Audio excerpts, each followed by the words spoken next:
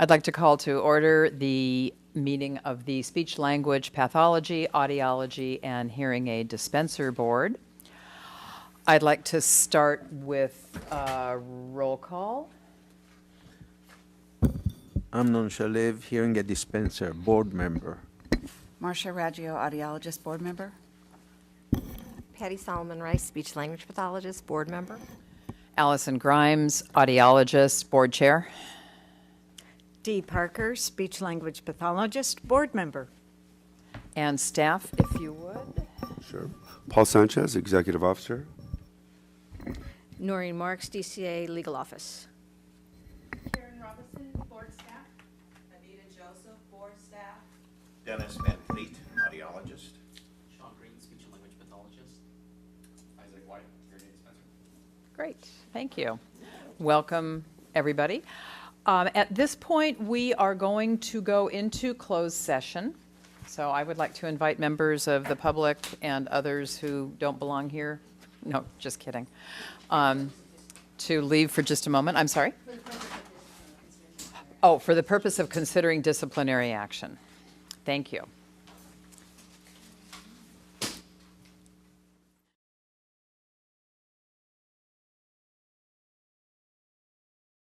Open session, we've already done like all of our intros and everything, right? We're good to go? Yes. Okay, good. So Marcia, you're going to discuss, or? I'm sorry. No, Patty. Patty, of course, Patty, you're going to discuss this. Marcia, why did I put this? I don't I'm just know. having a brain fart. Okay, Patty, take it away. All right, so we conducted our first speech and language pathology practice committee get-together since 2014, apparently. But I think for the next several meetings, we will actually be having that practice committee meeting. And it won't necessarily take place at the same time as our board meetings, which I understand is common practice. So that should not be an issue. And the reason for that is because we would like to have some ongoing discussions and possible actions regarding the approval process for speech language pathology assistant programs. The reason for this, I'll just briefly go over the information in our information for the meeting, that it's because the Business and Professional Code 2538.1 B2 authorizes the board to approve SLPA training programs.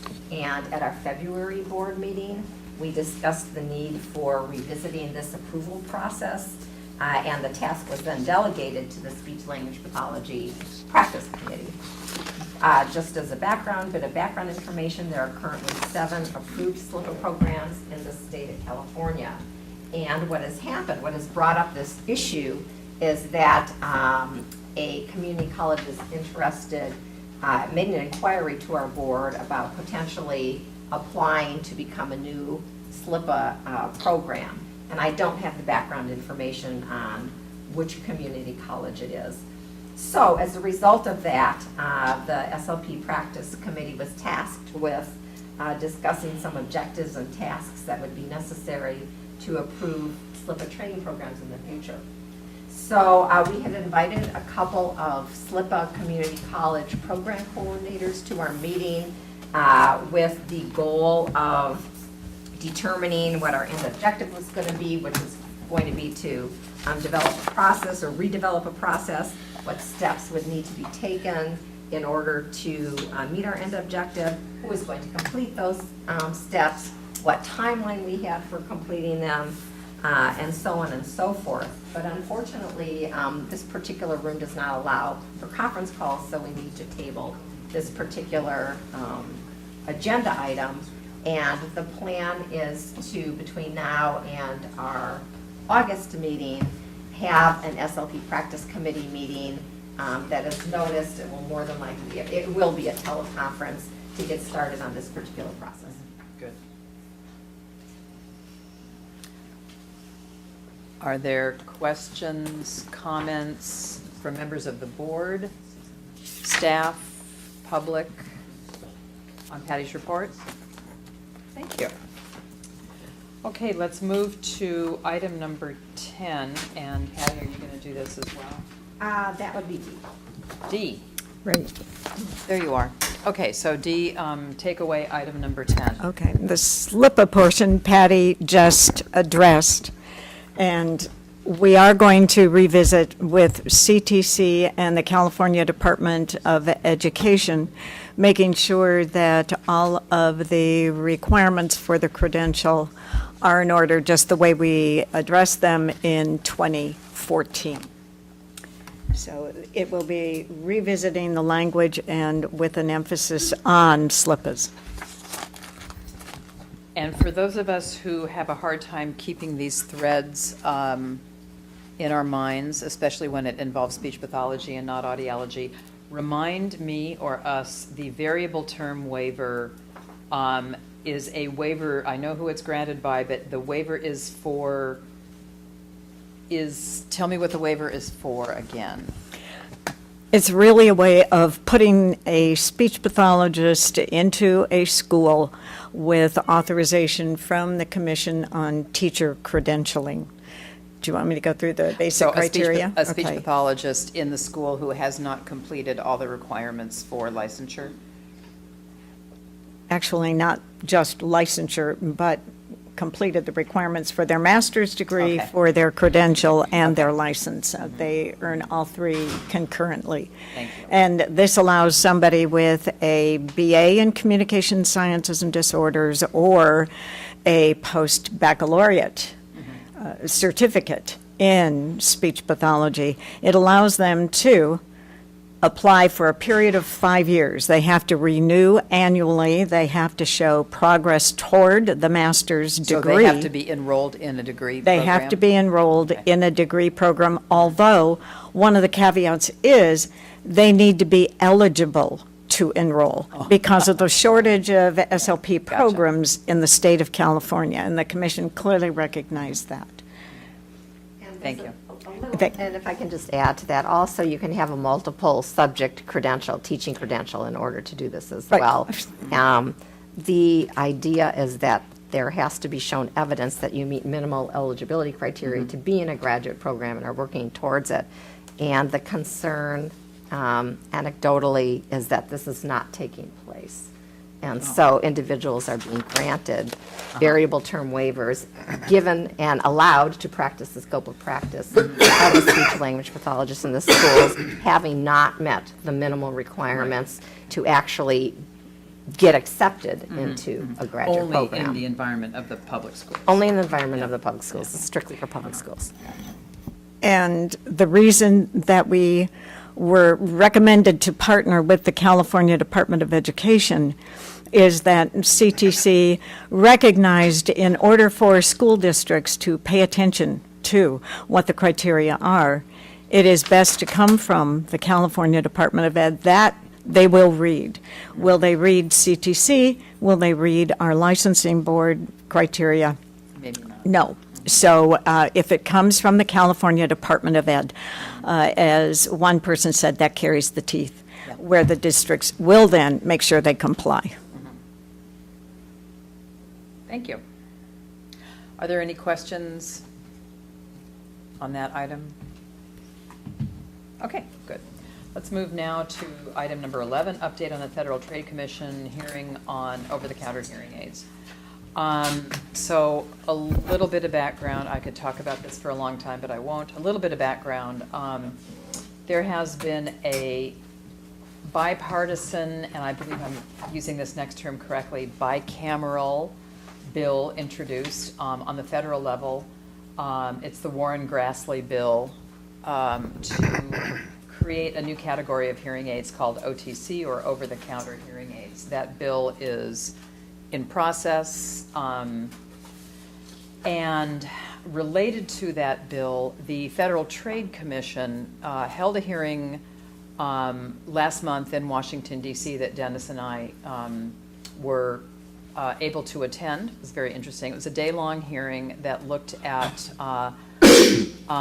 issues related to the process, the pros, the cons, the issues, the considerations in providing over-the-counter hearing aids to consumers. So the implication of over-the-counter hearing aids is that these would be devices that would be able to be purchased by individuals with no audiology evaluation, no medical evaluation, and they could be purchased in a variety of retail outlets, not just in the offices of audiologists or hearing aid dispensers. So the FTC held this hearing. I'm not exactly sure why they held it, except I surmise that they held it because this is a big topic of conversation, and this was viewed as being an opportunity for a variety of different inputs to be heard. So there were the people who presented at the hearing were scientists, audiologists, consumers, people who were themselves hearing impaired, physicians, and manufacturers. Thank you very much. Yeah, feel free to chime in for the things that I am not remembering. So basically, if this bill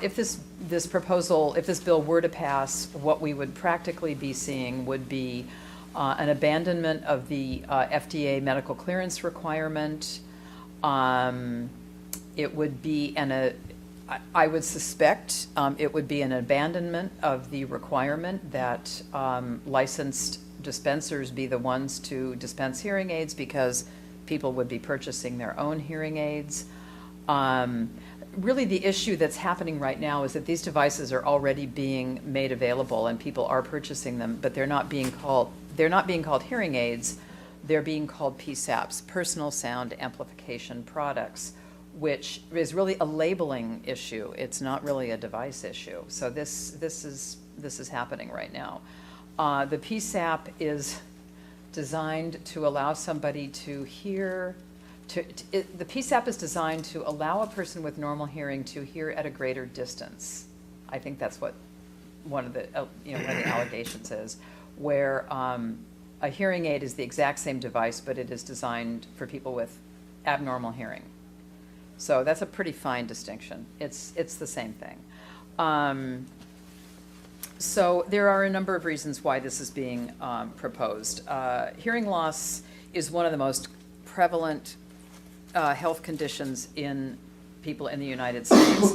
According to the Centers for Disease Control, the prevalence of hearing loss in the United States equals the prevalence of diabetes and cancer combined. So this is a big deal.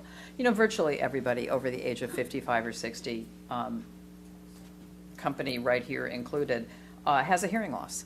It's one of these inevitable things in life.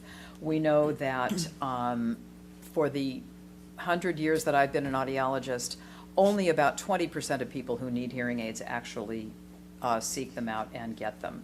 So this is really looking at a new retail channel for getting help with hearing.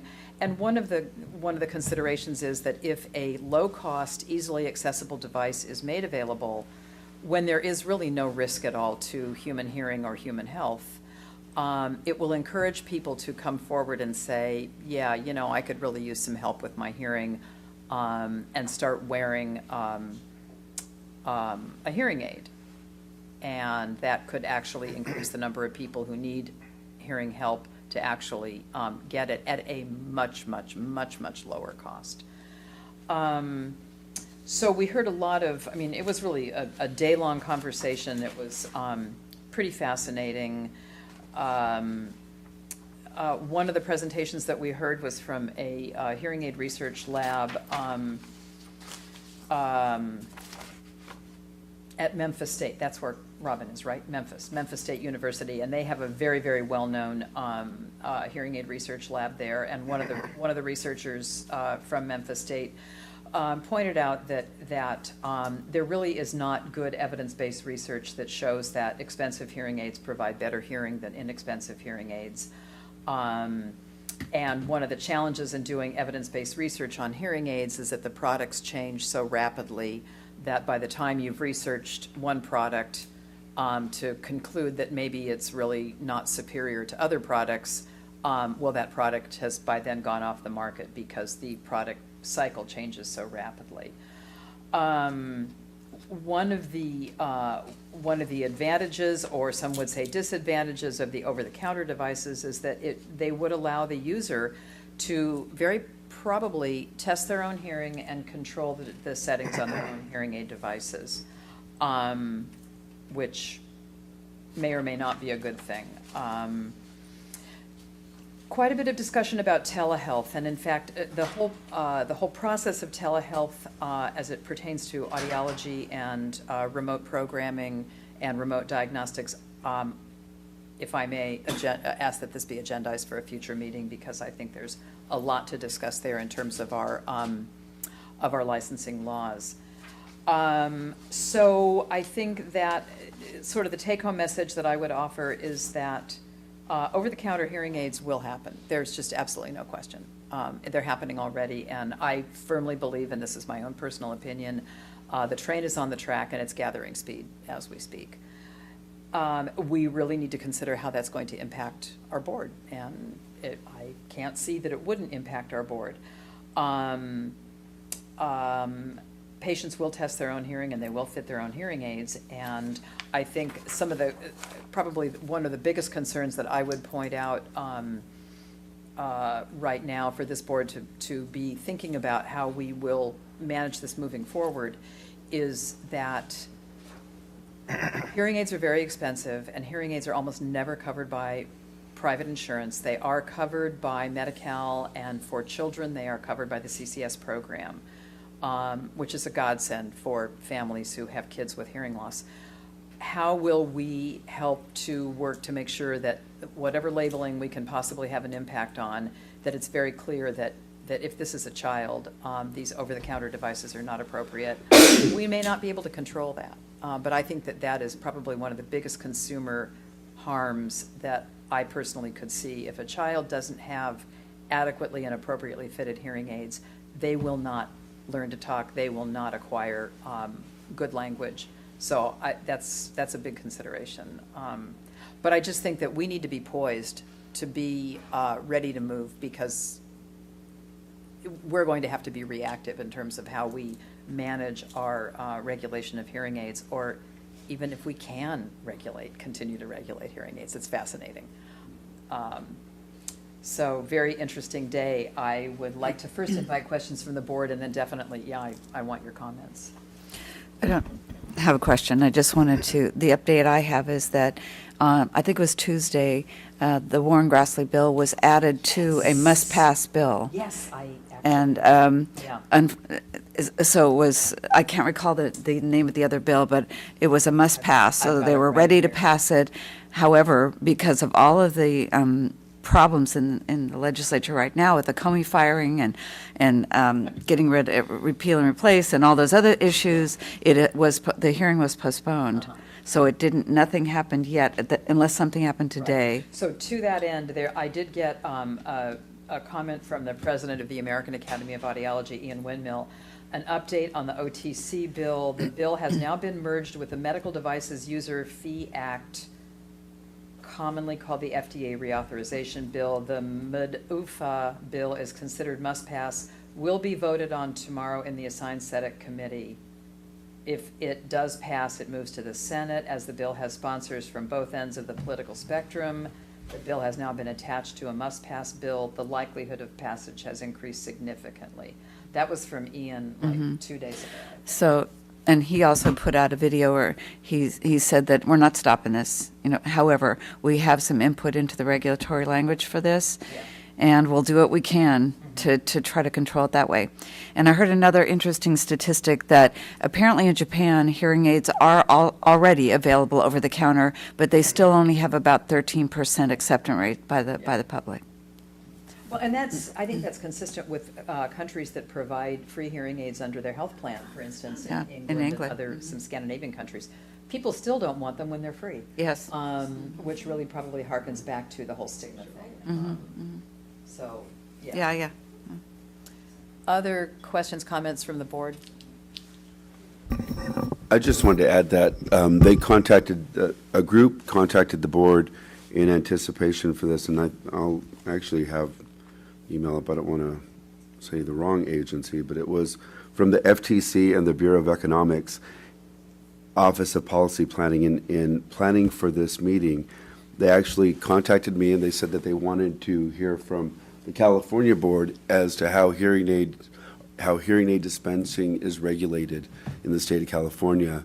And they were interested in just knowing the structure of the board, the issues that we have to regulate, how we regulate it, who we license. This was a federal? This was a Federal Trade Commission and the Bureau of Economics in preparation for this workshop. Interesting. The now hear this workshop. Yeah, yeah. So they asked a lot of good questions, just basic questions as to how, they were going to contact some other states, but they did say they were going to start, they wanted to start with California. This was back in mid-March. Big guys, yeah. Yeah. Well, and there were easily, what, Dennis, would you think about 150 people in the audience at that hearing, and probably 40 or so speakers all told throughout the day? Wouldn't you guess? Yeah, three panels. Right, were they just three or were there four? 2 in the morning, 2 in the afternoon? Yeah. Anything that I left out of that report that you would, you want to sit at the microphone and introduce yourself? Yep, Dennis Van Vliet, audiologist, board member, spouse. Is that a new category? Yeah. Are you Allison's husband? So we were confused about why the FTC wanted to have this hearing. It seemed like, well, this is a hot topic. It was kind of a Me Too thing. But they did say that, and I don't remember who said this, but it had to do with the idea of transparency. Do consumers know what they're paying for? And the problem of the bundled model that we have used in California, from the traditional hearing aid dispensers in the 40s and 50s to audiologists starting to dispense in the late 70s and early 80s. Well, and California and nationwide. yeah, and nationwide, but yep, exactly. But I'm speaking to California with this board. And so they are concerned about that because we as providers have built a tradition of putting an emphasis on the initial payment, which makes the consumer think that this is all about the product. And the assumption then could be that, well, the service isn't worth that much because I don't have to pay when I go back. And so it's kind of backwards. So there's a value proposition there that needs to be addressed. And so the FTC is saying, well, maybe the consumers really don't know what they're getting. So I think that was fine to bring that up. It is important that this bill, the Warren-Grassley bill, is specifically says it's not for children and not for people with severe hearing loss. The HIA, the Industry Association, is working to try and move them, because the bill itself states a person's perception of a mild to moderate hearing loss. So mild to moderate is squishy because there aren't exact numbers that talk about that. And then a person's perception could be wildly different based on pathology and their own, really what their viewpoint is on it. So they're looking to try and have a better identification of that. And I don't know how that would change if this bill is going to go through. The labeling of PSAPs is awful right now in terms of the way the regulations are. It's just like, well, it's going to be what you say it is, and so that market is not well contained. And part of Warren-Grassley is that the FDA would be charged with come up with better guidelines for labeling, so that okay, this is a PSAP and here's exactly what these over-the-counter devices would be, and that there would be very careful technical specifications for that. Because if someone has what we as audiologists might call a moderate hearing loss, they might need an output that could truly be damaging for someone with a mild hearing loss. So they have to be careful there under the umbrella of consumer protection to make sure that's there. There's a lot that needs to be worked out with this bill, and these are where some of the concerns are coming from.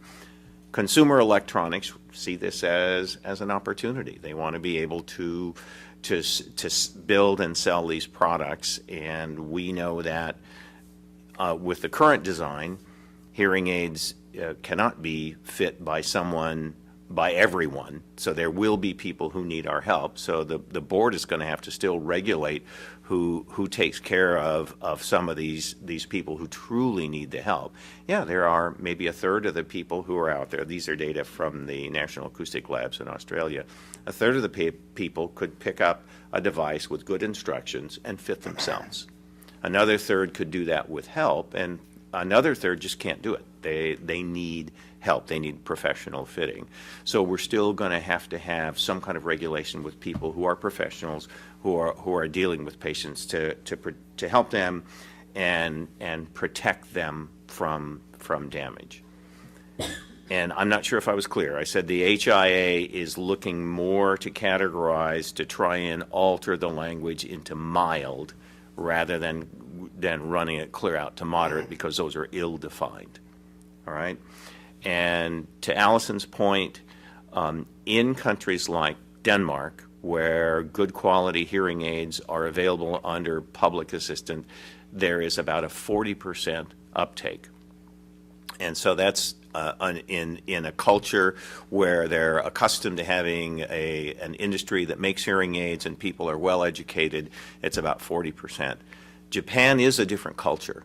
The culture there is to not adopt even a lot of medical care for older adults. They are saying, well, you know, it's tough. This goes with age. You have this disease. We're going to go ahead and send you home. And it's more of a hospice-oriented kind of a long-term medical care plan. And hearing aids kind of fall into that. Well, if you could do okay with a cheap little amplifier, that's okay, but it's probably not worth spending all that money on someone. So there's a cultural aspect to Japan that is really quite different than the rest of the world. So it's one extreme. Denmark would be another extreme.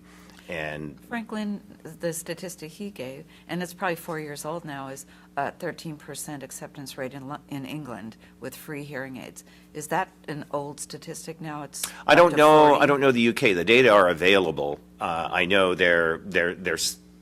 it sounds awfully low. It sounds awfully low. Although, that would be it wouldn't be surprising if it's acceptance of the publicly provided products, Yes. which are probably less cosmetically desirable products, because they have private vendors that sell custom products. Yeah. So that's different there.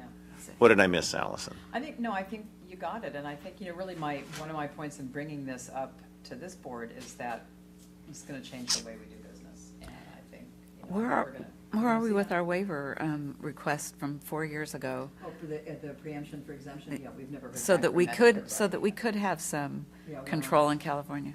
Clearly, that's not going to happen. I mean, it's been at least 4 years, right? Are they telling us that? Are they just ignoring I us? believe I think they're just ignoring us, aren't they? the last time they talked to us, they told us there was some turnover, that the attorney was going to get back to us. Yeah, that was I like 2 remember years. listening to Brianne on the phone she was glad that the person called back, but it was like, we'll get back to you, and we never heard But back. it's still another issue, right, that others, they're saying we need to regulate this a little bit better, but we have to have that waiver in order to be effective with that. So can you just briefly, because I didn't understand what waiver to what entity? Well, probably 5 years ago or longer, maybe. It was very clear that we had, our regulatory language didn't really speak to online hearing aid sales. It talked about catalog sales, but it never used that computer connection aspect to it. So in order for us to trump, and pardon that term, the FDA's regulation of hearing aids here in California, so that we could have some control over that, we had to get a waiver from them. So we submitted this letter all those years ago, and they're An just, exemption of that. and then about 2 years ago, we finally got them to say, we're looking at it. And, which was a step forward, but nothing since then. We haven't heard back from them. So I think we have to bug them a little to see. Or we just have to throw up our hands and say it's a whole new world, and we need to figure out what do consumers in California need to be protected for and from and about. But can we do that? I Can don't we know. do that without a waiver? And Well, no, probably not, but- because, But it sounds like from what you were saying, Dennis, is that there are these three categories. And the category that requires that assistance, the most severe, would require people that are licensed to handle those cases, right? When you mentioned the people that can fit themselves, the people that could do it with some help, and the people that absolutely need help. And there's two different categories. One would be the extent of the hearing loss and the extent of the complication And that. the age of the patient. Yeah. How- Yeah, well, would those- that goes to two different things. So you've got the hearing loss and how much potentially dangerous sound pressure level would be applied. That's one area of concern. The other concern is it could be age, or it just could be cognitive capabilities of individuals. There are some people who are mechanically inclined and get it and can pick up a device and fit themselves if there are good instructions and it's well designed. There are some others, for a variety of reasons, that aren't mechanical, don't understand these things, and needed some help. And then there was another third in this Australian study that couldn't even identify the problems. They just knew that they couldn't do it on their own, and they needed help. So this is more of a user issue. Yeah, exactly. Yeah. So there are people, consumers, some percentage of our population is going to need some help.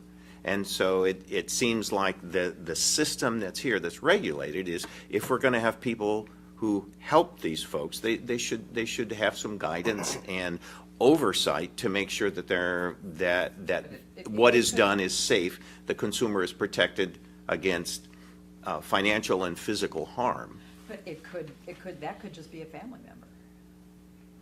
You know, I mean, again, Well, yeah, that's- I don't know, you know, it's really hard for me to see how we as a board could have any oversight over this market. I mean, this is going to be a free and open market. The one thing I would hope would that we would be able to continue to have oversight over people who work to fit children with hearing aids, where I think there's some of the greatest potential for consumer harm. And the labeling on these over-the-counter devices, I would hope, will clearly stipulate that it's not meant for children. And the people who should be fitting hearing aids on children should know what the heck they're doing. But I have no idea. Well, I guess my concern would be that, and you make a good argument about a family member, and people are free to do that. You know, if it's an over-the-counter device that's unregulated, they're free to do that. But if I'm a consumer and I need professional help with something like this, I would like some guidance from some regulatory agency that, okay, this person holds a state license to do this job, and I can have some level of confidence in going to that person. And maybe you will decide that isn't necessary, but my opinion, Right. and My opinion. I share this with a lot of other professionals, are that there needs to be somebody who really knows what they're doing. They have to have some credentials to help. If somebody comes in and asks for help, they would like an assurance that they meet certain standards, and that's what the board can provide. It's not only a little kid. We have very specific field. We are dealing only with this elderly patient, medical recipients, skilled nursing facility. So these people in the skilled nursing facility, I don't see them how they get over-the-counter hearing aid.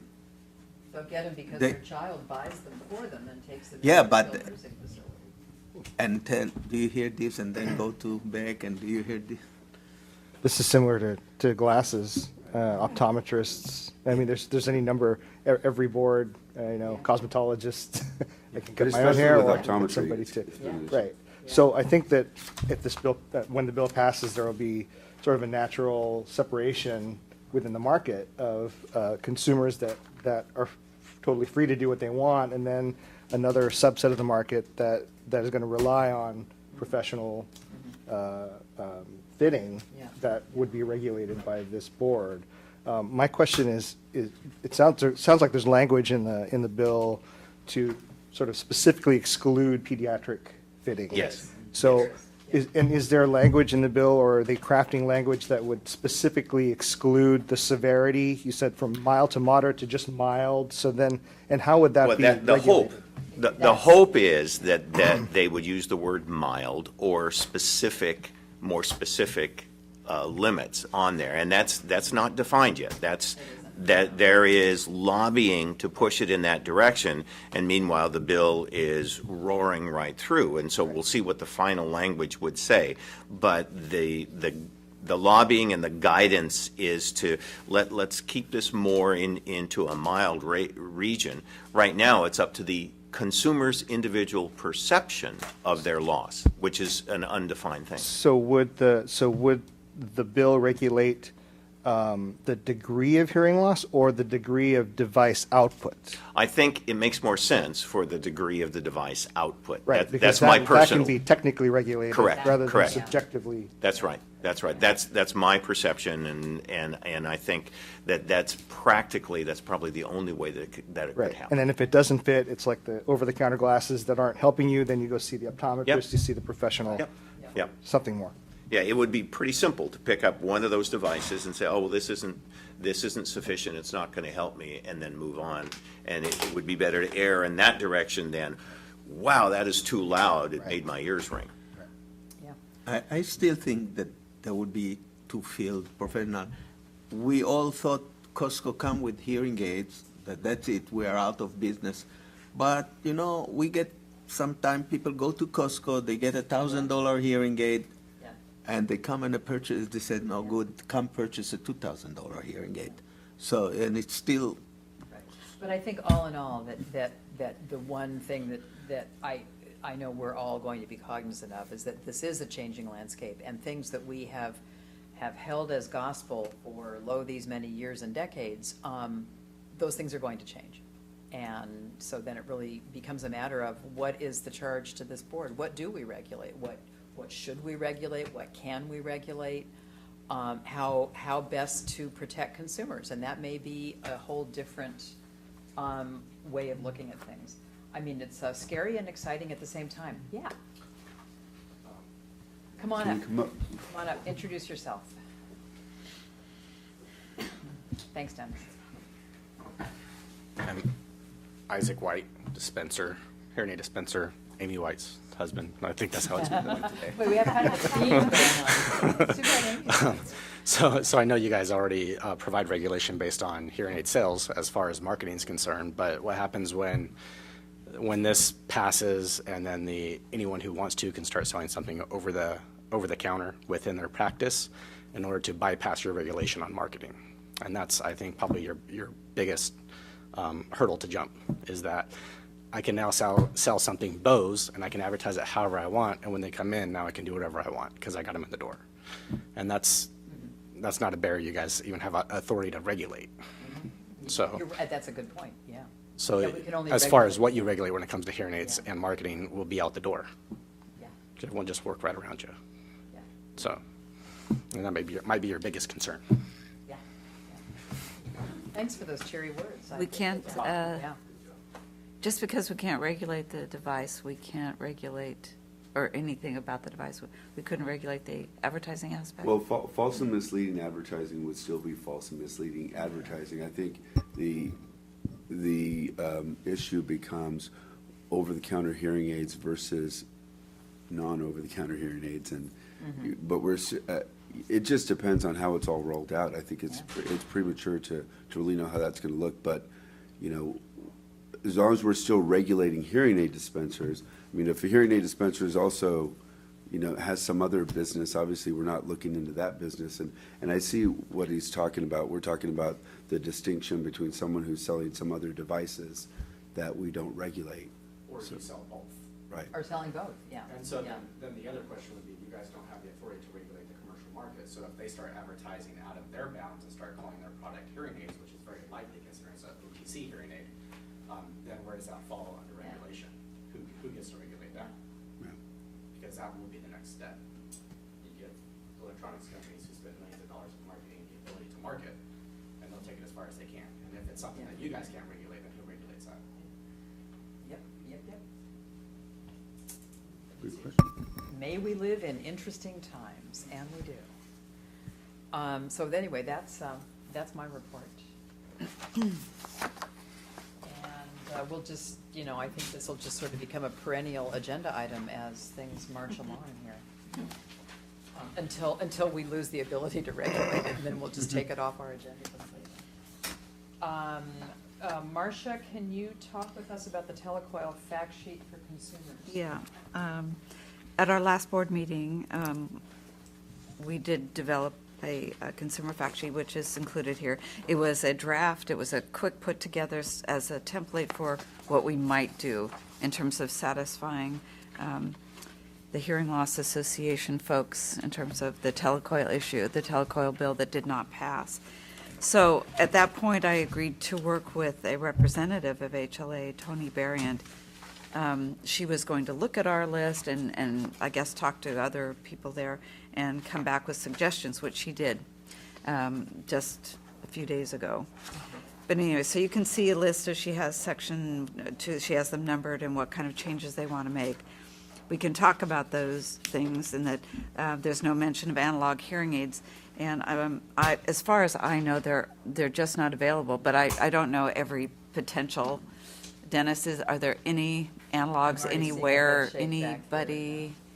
Not that I know of. I'm sure one can find them somewhere, but it's so much easier to manufacture digital products that practically speaking, that there really are not That's what, non-digital hearing aids. Yeah, like we can find black and white TV set somewhere. Yeah, right, yeah, but, yeah. right, okay. Excuse me, Marcia, so are we going over these changes right now to try to finalize this stuff? Is that okay, or would you rather something I work on and submit I think later? it's fine to go over it right now, and Okay. then we could try to Okay. work with DCA. Because publications. there's not so many things that Okay, they're talking sure. about here, and some of them are easily dispelled, like they've never heard of a full or a half shell. That's kind of a shocker right there, that they'd never heard of that. Yeah. I mean, they've been around for, over 30 years anyway. So we can certainly speak to that. Yeah. There should also be a statement indicating that the remaining features are available but are not included in all hearing devices. Sometimes these features may be included but not activated, and that consumers should be told if this is the case, especially with telecoils. I don't disagree with that statement. I think, yes, they should know that not everything is available. And we do have a special section on T-coils. They're not always available on the smaller hearing devices. When available, it's advisable to include them for future uses. That's an issue that we have to grapple with, and that's why we were able to defeat this bill, because we were saying, yes, there are, for some people, very helpful for telephone, and particularly for looping systems, but they're not for everybody. And even if we did tell them and they were available, not everybody knows how to access them once we've told them or even trained them, because of this third population of that Dennis was talking about just can't handle them. So trying to make everybody have to know about it and have a disclaimer on our delivery receipt saying that we talked about it was just too heavy-handed. And we have to speak to that too. Well, if we're going to mention something about their usefulness, we should say there are some limitations, would be my suggestion. Section 6, this section applies that all hearing aids have 2 microphones. Is this true? I don't know what she means by section 6. I think directional mics, it says there are 2 mics, meaning that the potential is there, but we could clarify that. Okay. So, yeah, some hearing aids have 2 mics. Yes, and we will. We're just trying to point out that there's, in addition to T-coils, there's many features we could be discussing with patients.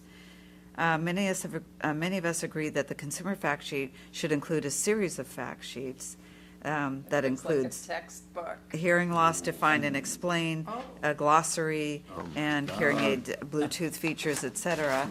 There's nothing harmful about trying to come up with, it's just a little more work, but accessibility and, yeah, okay. So I would not be opposed to trying to develop 3 fact sheets that where we could do it, and I would do it. It's not that hard. There could also be mention on the opportunities for peer support groups via HLAA and other hearing loss support groups in the state. I'm aware of a couple of groups for cochlear implant wearers and so on. That's probably something we should talk about, whether we want to promote these other agencies. It's an agency or just groups, Or voluntarily groups, support groups. Can I ask a question? So what is the eventual outcome of this consumer fact sheet? Is this going to go on our website? Yes. Or what's going to, that's Yes, what that it's was the for? idea, is that Okay. we would, that's what we were offering, and they accepted that. And potentially the associations could also help us get it out to people. Yeah. I know Amnon's going to say if we had email addresses for everyone, we could send it to them, right? Did I read your mind? Oh, you start getting it. You start But we could getting also the put out an message. interested parties list, so we'll try to get the word out as much as possible. Yeah, and that was my next question, is how, if in fact it's going on our website, how are we going to get the word out? Yeah, and what we're trying to do is encourage that participation in our board proceedings so that, you know, you don't have to go to the legislature and pass a bill to get us to get information out there. You know, I know that the board is willing to put that information out there, and But this peer support group via HLAA, as one example, I mean, HLAA is a big organization, so should we be putting out things like DACARA and, you know, every kind of, and so that we're making so that sure we we get cover every every balance. base for support groups, Right. as opposed to just like the folks who get together at the Sequoias and talk about the latest whatever. You know, that's just a small local group, but, and that's a support group, an advocacy group. But you're right, I think that we do, in the interest of balance, we're going to want to, you know, address a group that is also involved with American Sign Language. And I'm wondering, and I really appreciate, Marcia, all the work you've done on this, and perhaps if we have, do we have a hearing aid dispenser committee these days? well, we have one we have a in hearing statute, so we do have Yes. one. We have a vacancy with Dean, Right. but we still Yeah. have members on that committee. Yeah, so perhaps we could delegate this to that committee. Who's on that committee? I would have to look Oh, on me the too. list. Yeah. I'm none. Amnon and I know you I, are, I know you are. Amnon and I are, I Okay, think. the two of you I are. think I'm so. pretty sure Okay, that good, good. Rod's. And you too? Yeah. Okay, yeah. I'm gonna say- He's on the committee, you're now. Okay, so maybe then you guys can get together and sort of polish this up and have a product. But thank you, Marcia, for all of your work on this. Well, I'm happy to work on Issue. more and Yeah. send it to you guys for edit additions, you know, something like that, just as a starting point. Yeah. Since I have. And if there's any other fact sheets like this that the committee feels is important, I do think it would be good to, you know, if we could put those together, that's something we could talk about in committee and then bring it back to the board. Yeah, at our- that's what I meant, that I would try to come up with, Sure. follow their suggestions for that. Thank you. Yes. Item number 14, Paul, this looks like you. 13. 13, oh, well, 13, sorry. Yes, I do. Thank you for reminding me. I do that. Is there a motion to delegate to the Hearing Aid Dispenser Committee continued work on this fact sheet, the Telecoil fact sheet? On the statute or on the fact sheet? On the fact sheet, the fact and sheet. any other fact sheets Yeah. that they Fact may sheet, deem yes, on the necessary. fact sheet. Thank you. Second? And not second. I didn't second it. Oh, yeah, I thought you I said didn't second. second it. I heard you say, it's like an Okay, auction, okay. if you make a All right. gesture, we. Amnon seconded. Is there any further discussion on this? Comment from members of the public? All those in favor, roll call vote. Aye, yes. Yes. Yes. Yes. Yes. Yes. Yes. Okay, the motion carries. Didn't you say no, I yes? Yes. Aye, yes. So You're thank right. you very much. You guys Covered for all the working on bases. that. We did. Yeah, quite a vote. Okay, sorry, did I did skip something. On 13, I skipped that. Hearing aid dispenser advertising. Yeah. I would like to talk, I've made some recommendation, which I forwarded to Marcia and Paul, I believe. Yes. And if you have section 1399.127. I'm not talking about the English things that will be polished later on. But my first correction is on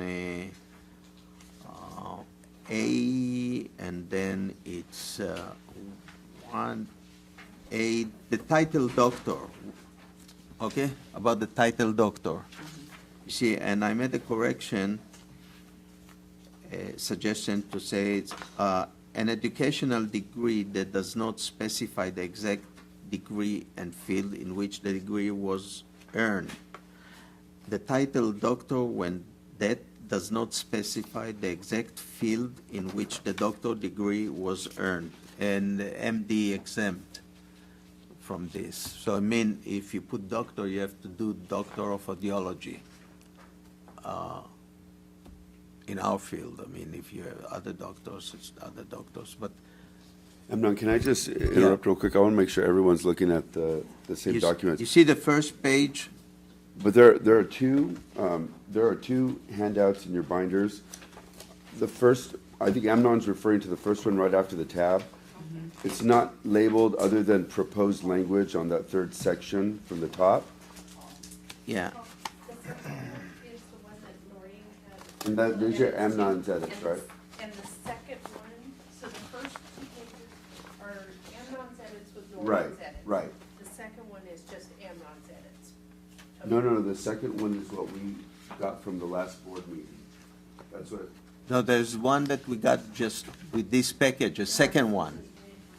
okay, so to clarify, Amnon, Yeah. your edits are in that first two pages, right? Yeah, I'm talking about the first page. The first page, it's section A, and then it's B, B. Oh, yeah, we have D. Okay, let me I mean, just, the mention of this, they are very let me clarify confusing real here. quickly. Karen, do they have 3 sets or just 2? There's three. Three sets, the 2016 that they approved back, Okay, 2016. and then Amnon made edits to that, and that was, why are there 3 though? I don't think they, Should we do 2? There's the major. What's the third? the third one was Noreen had made a few edits, Okay. and that should be the top. B. Okay, so, But again, you told me to clear everything off of that and put it in. so the top one is Amnon's edits along with Noreen's edits? Yes. Okay. Did you get that, Amnon? Huh? So, we're looking. Yeah, I have mine. Mine is with red because it's my original. Okay. It's easy for me to Okay. find everything. Yeah, but it's the second one. Did you? So it's right behind their tab then? Okay, sorry for the confusion. We're looking at the copy that's right behind your first tab. The exact field? Second copy were Amnon's untouched edits, and when the legal Oh, this counsel one. took a look at This that. is mine. Okay. You see the.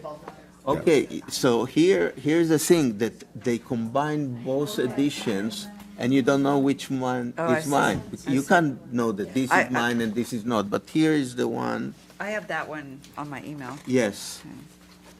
It does not specify on what you got because of color. When I email you and Marcia, I email with different colors, Right, Yes. and you cannot see this here okay. on the set that, because Um, if they should do double underline, that's it. It's not exist, then you will be able to know. So here's what we'll do. Noreen? Noreen, I suggest that we have Amnon go over his edits, and then you and I can kind of just look at your edits line by line, and we can go. Yeah. And. But even the sections are very confusing with Otherwise, it's them. going to be real confusing. Yeah, what, So go ahead, everyone, Okay. look at the second set, The second set, yeah. and we'll let Amnon And you continue go, and ignore the first set. Yeah, and you see there is a about 1/3 from the bottom, which says the title doctor when that does not specify the exact field in which the doctor degree was earned. And then you see in MD exempt. Okay, and then Noreen, you remove that? I remember a few years ago, we had trouble with this because I understand what that point that Amnon's making, that a lot of us who have doctorates, not AUDs, but PhDs, were often in a number of different names or fields. They're all audiology, but they were called different things. So if you said, I have to say speech and hearing science, that's what my degree is in. Or somebody might have some other name that their university gave to that program. So it was very confusing, and we decided not to make people say what it is, because that, in some cases, sounded like they weren't qualified where they are. It's simply because of the name problem. But at least, Allison, you remember that? I do, yeah, and it was complicated. So how to Where deal the- with that? I mean, It's not- you cannot write on your business card or in any other document that you give to the customer, doctor and your name. No, I agree with that you That's should be it. able to say Yeah. that. So that's what I said, the title doctor, when it does not specify, and I say MD exempt, the only MD can do it. So, So Amnon, can I present what? Yeah. Noreen has reworded that. and Okay. It means the same thing. It says, other than for a physician and surgeon licensed in this state, the title doctor without specifying the exact field in which the doctorate degree was earned. So it's, Yes.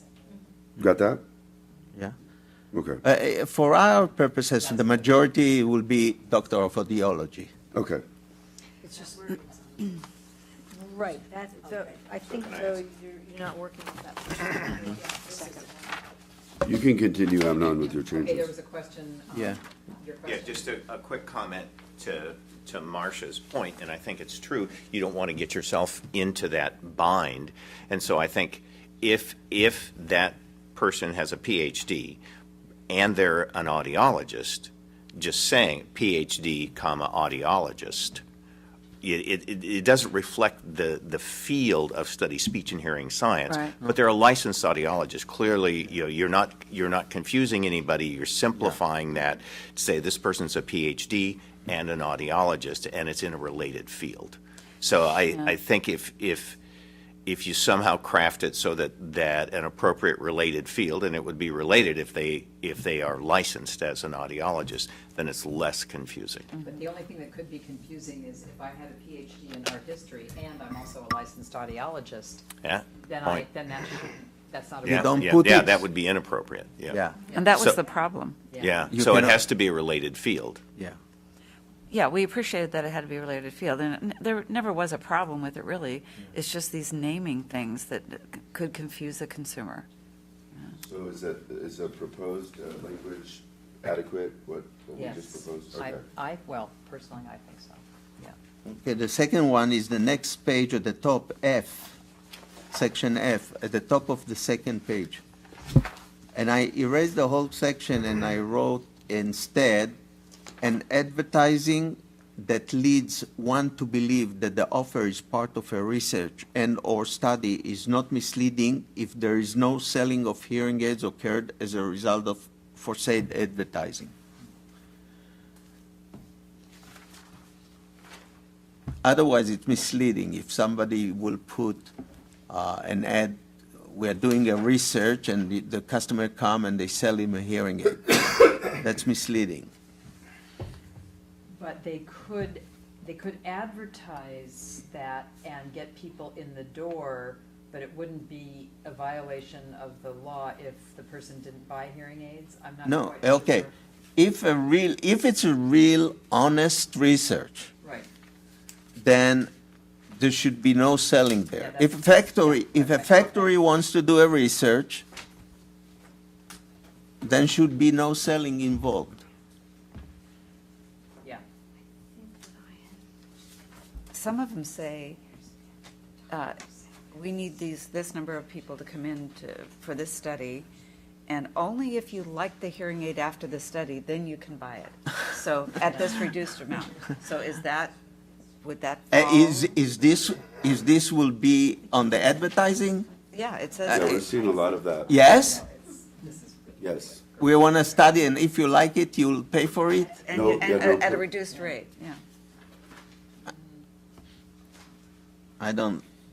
I think it's misleading. I think there's a way to say I what think you it's a wanna mislead. say I think that it's. makes it I clear. think whatever the ad that you mentioned to me, it's also misleading. This study. It's, So then I think what I had offered, and what I thought that was getting at, is that would be in what's the first document as new sections 4 under, In the first. which page? First or C. second?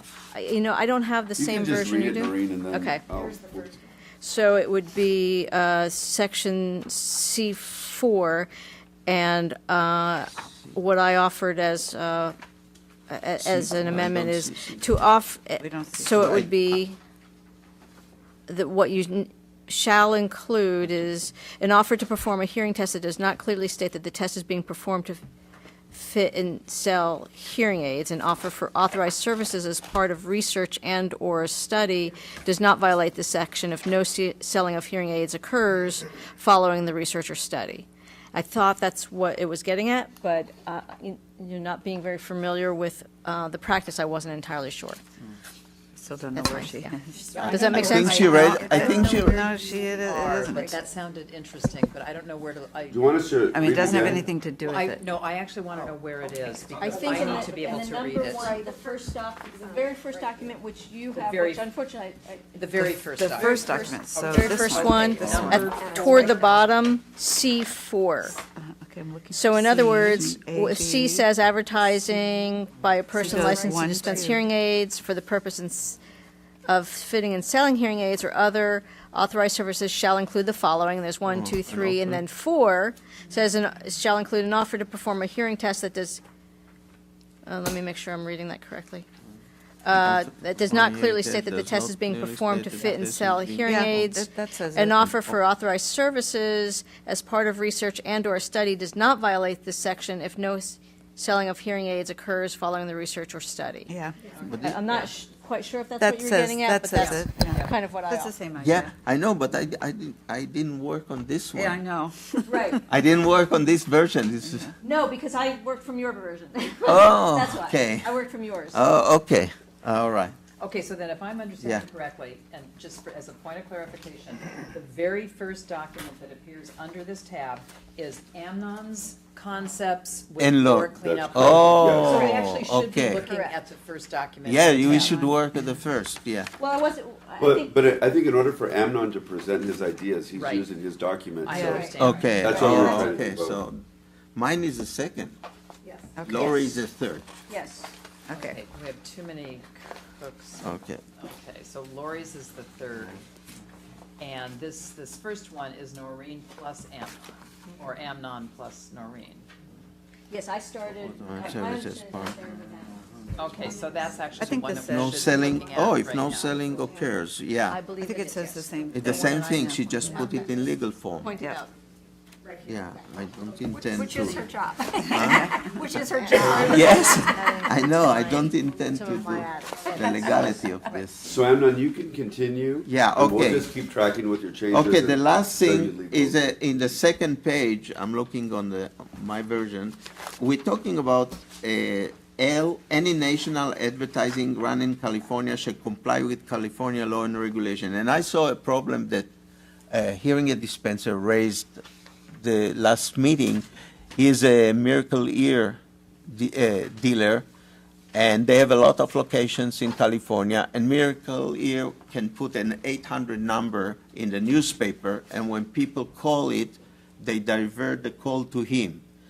And there's no way that Miracle Ear can put all the companies and license numbers and everything on this ad. So I wanted to exempt them only from the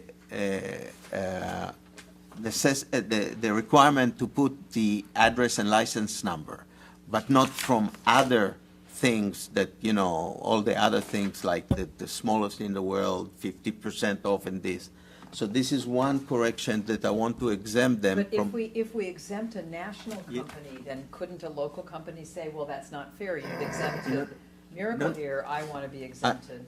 Uh, I mean, aren't we making a distinction based on how big the company is, or the fact that one company has No, practices and but mistakes. what they put, they just put the 800 number. I don't, any Okay. company here can put their number, just their number, name and number, and they add. But Can I give you a scenario? Yeah. Maybe a different Yeah. scenario, because a lot of times what we see is, we see advertising that appears to be misleading, potentially false advertising, and when we address it, they come back to us and they say, well, I have no control over this Okay, advertisement. I addressed this. This I put it the advertisement second, I didn't was- reach it. I addressed it, and I add another thing. A hearing aid dispenser will be held liable for sales resulted from a national advertising that violate this section.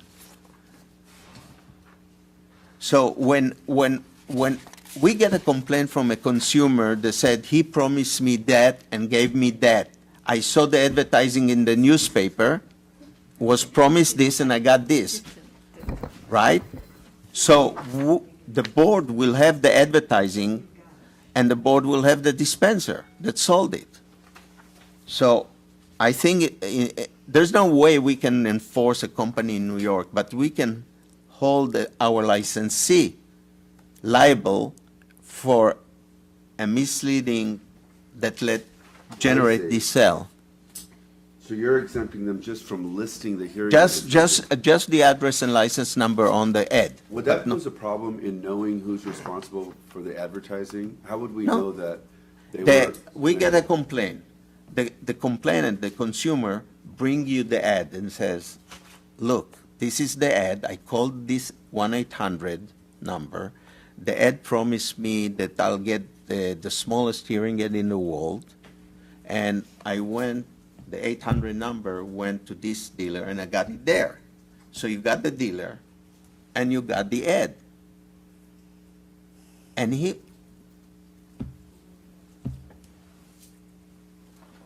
Do you have anything to add, Nina? No, I was agreeing with what he was saying, like, he's saying, well, not necessarily Yeah. agreeing, but understanding that Yeah. he's saying whoever actually ultimately does the sale that's at issue. he is liable. Is who he's, of course. Similar to the way it is now. I mean, we He can- we Correct. clearly do that now. Look, the dealer cannot say, I didn't put the sale. The consumer says, look, I called 1-800 and I talked to you. Okay.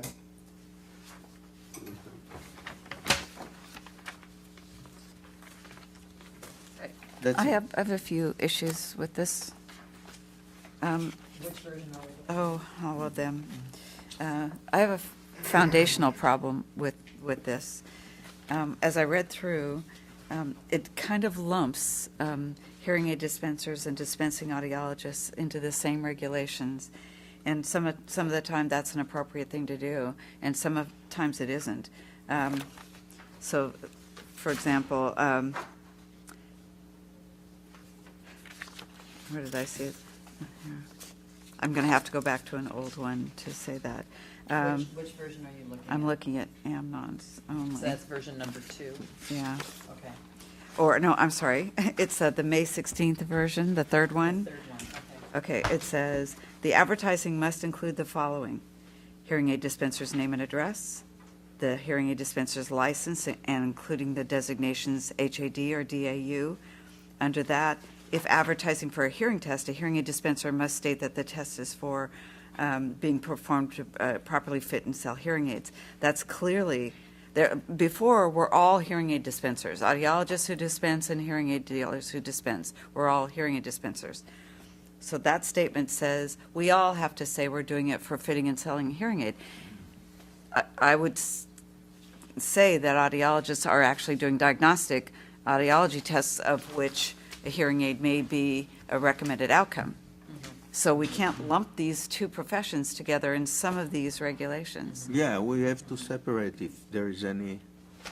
And it does Same. kind of lump us all What- together. You're right. Wait, what are you looking at? We're I'm sorry, I'm looking at the third May, So let's, I don't think we're. has that been changed Yes, we're- substantially since We then? should work off of these two. version. Well, we should work off the first one, correct? Yeah. Because that's Amnon's edits with Right. Noreen looking at the The language. third one. That's only if Amnon can decide. So what does, so what section were you looking at there, Marcia? Well, in that document, it was, I don't even see it now. It's the one that starts at the top, May 2016 version. No, I know, but I don't see what you were just reading in that. in this Okay, so version. it starts with A, B, and then 1A. Yeah, no, but we're looking at the current one, the Amnon and Marine one, and we're trying to find it. So am I. Okay. Okay. Is that the, is And if that somebody got part rid of of the it, language that I was not just through our referring to? discussion. I understand. So that, I'm wondering if we could agree that we will have Amnon, Noreen, who else is on this, here on the committee? Have you review this language and come up with a single document? That would be that has easier than everything? trying to do this. I think the last, this is the single issue to separate in the language between audiologists and hearing aid dispensers. Okay, but where does that occur in the first document? Because it's my understanding that the first document is the most current document. It's your edits with your legal suggestions. mind. And so where does it occur in the first document? Because I don't see it. Is it possibly think that it one sentence that I was reading from, because are you referring to the requirement that if you're offering to perform a hearing test, that it must state that it's for the purpose of? Yes, okay. Here it Okay, is. so I it's think on that's, four at Which the- is Right. down here at 4. Right. Item 4 on the first page. and I think when I cleaned that up, I may have not done that appropriately, because I think what it was trying to item say, 4 here. as an Yeah. offer to perform a Okay, an hearing offer to perform test, a hearing test shall that does state that not the clearly- test is being performed. And what I hear is the audiology, in the audiology world, that's not necessarily correct. That's They're right. two different things.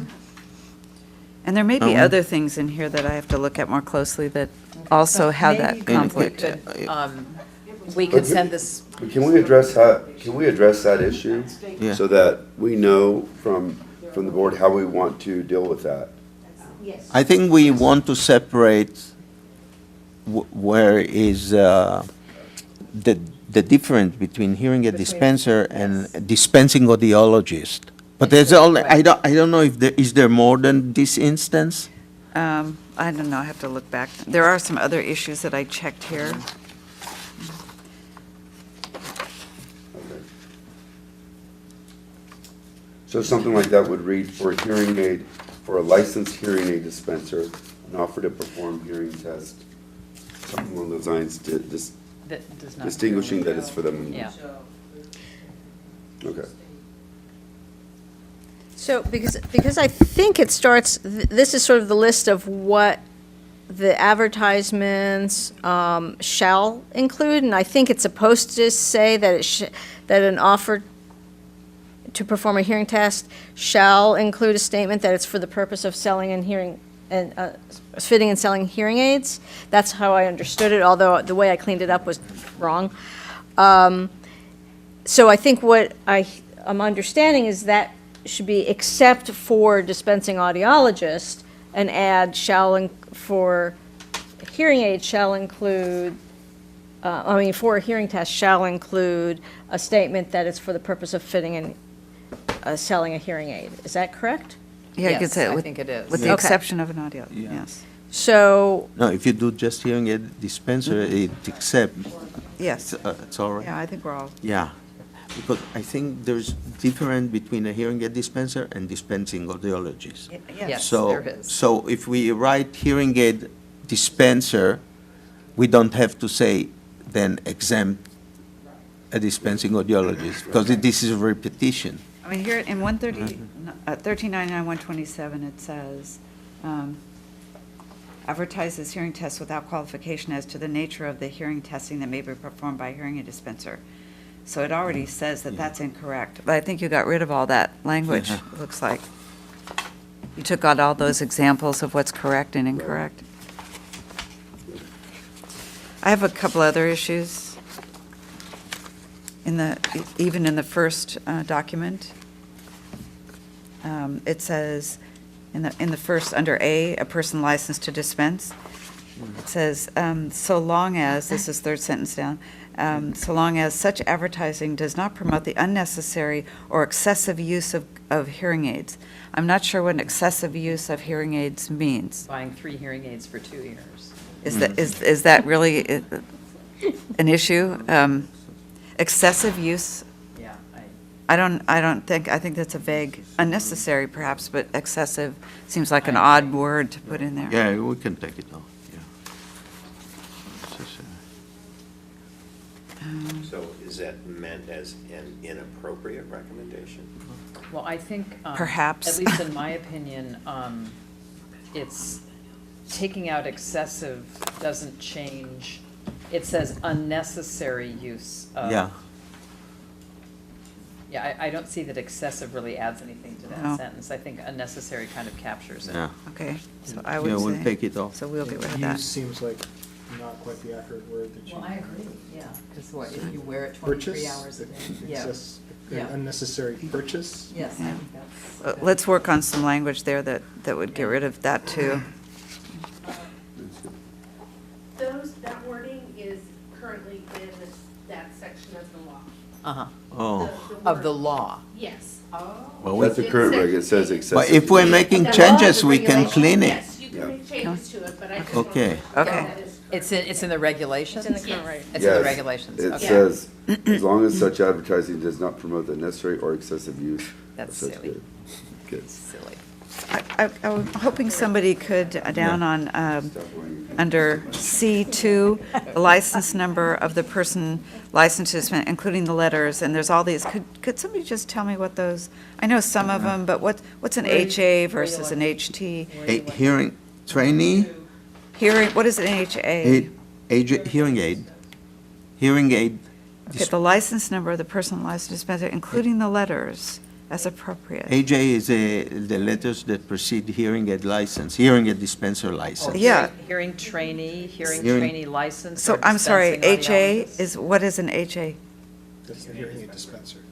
Okay, not an HAD, so it's an No. HA. No, because the AJ. license is HA, AJ, Okay, hearing hearing trainee. trainee, what is an HTL? Temporary license?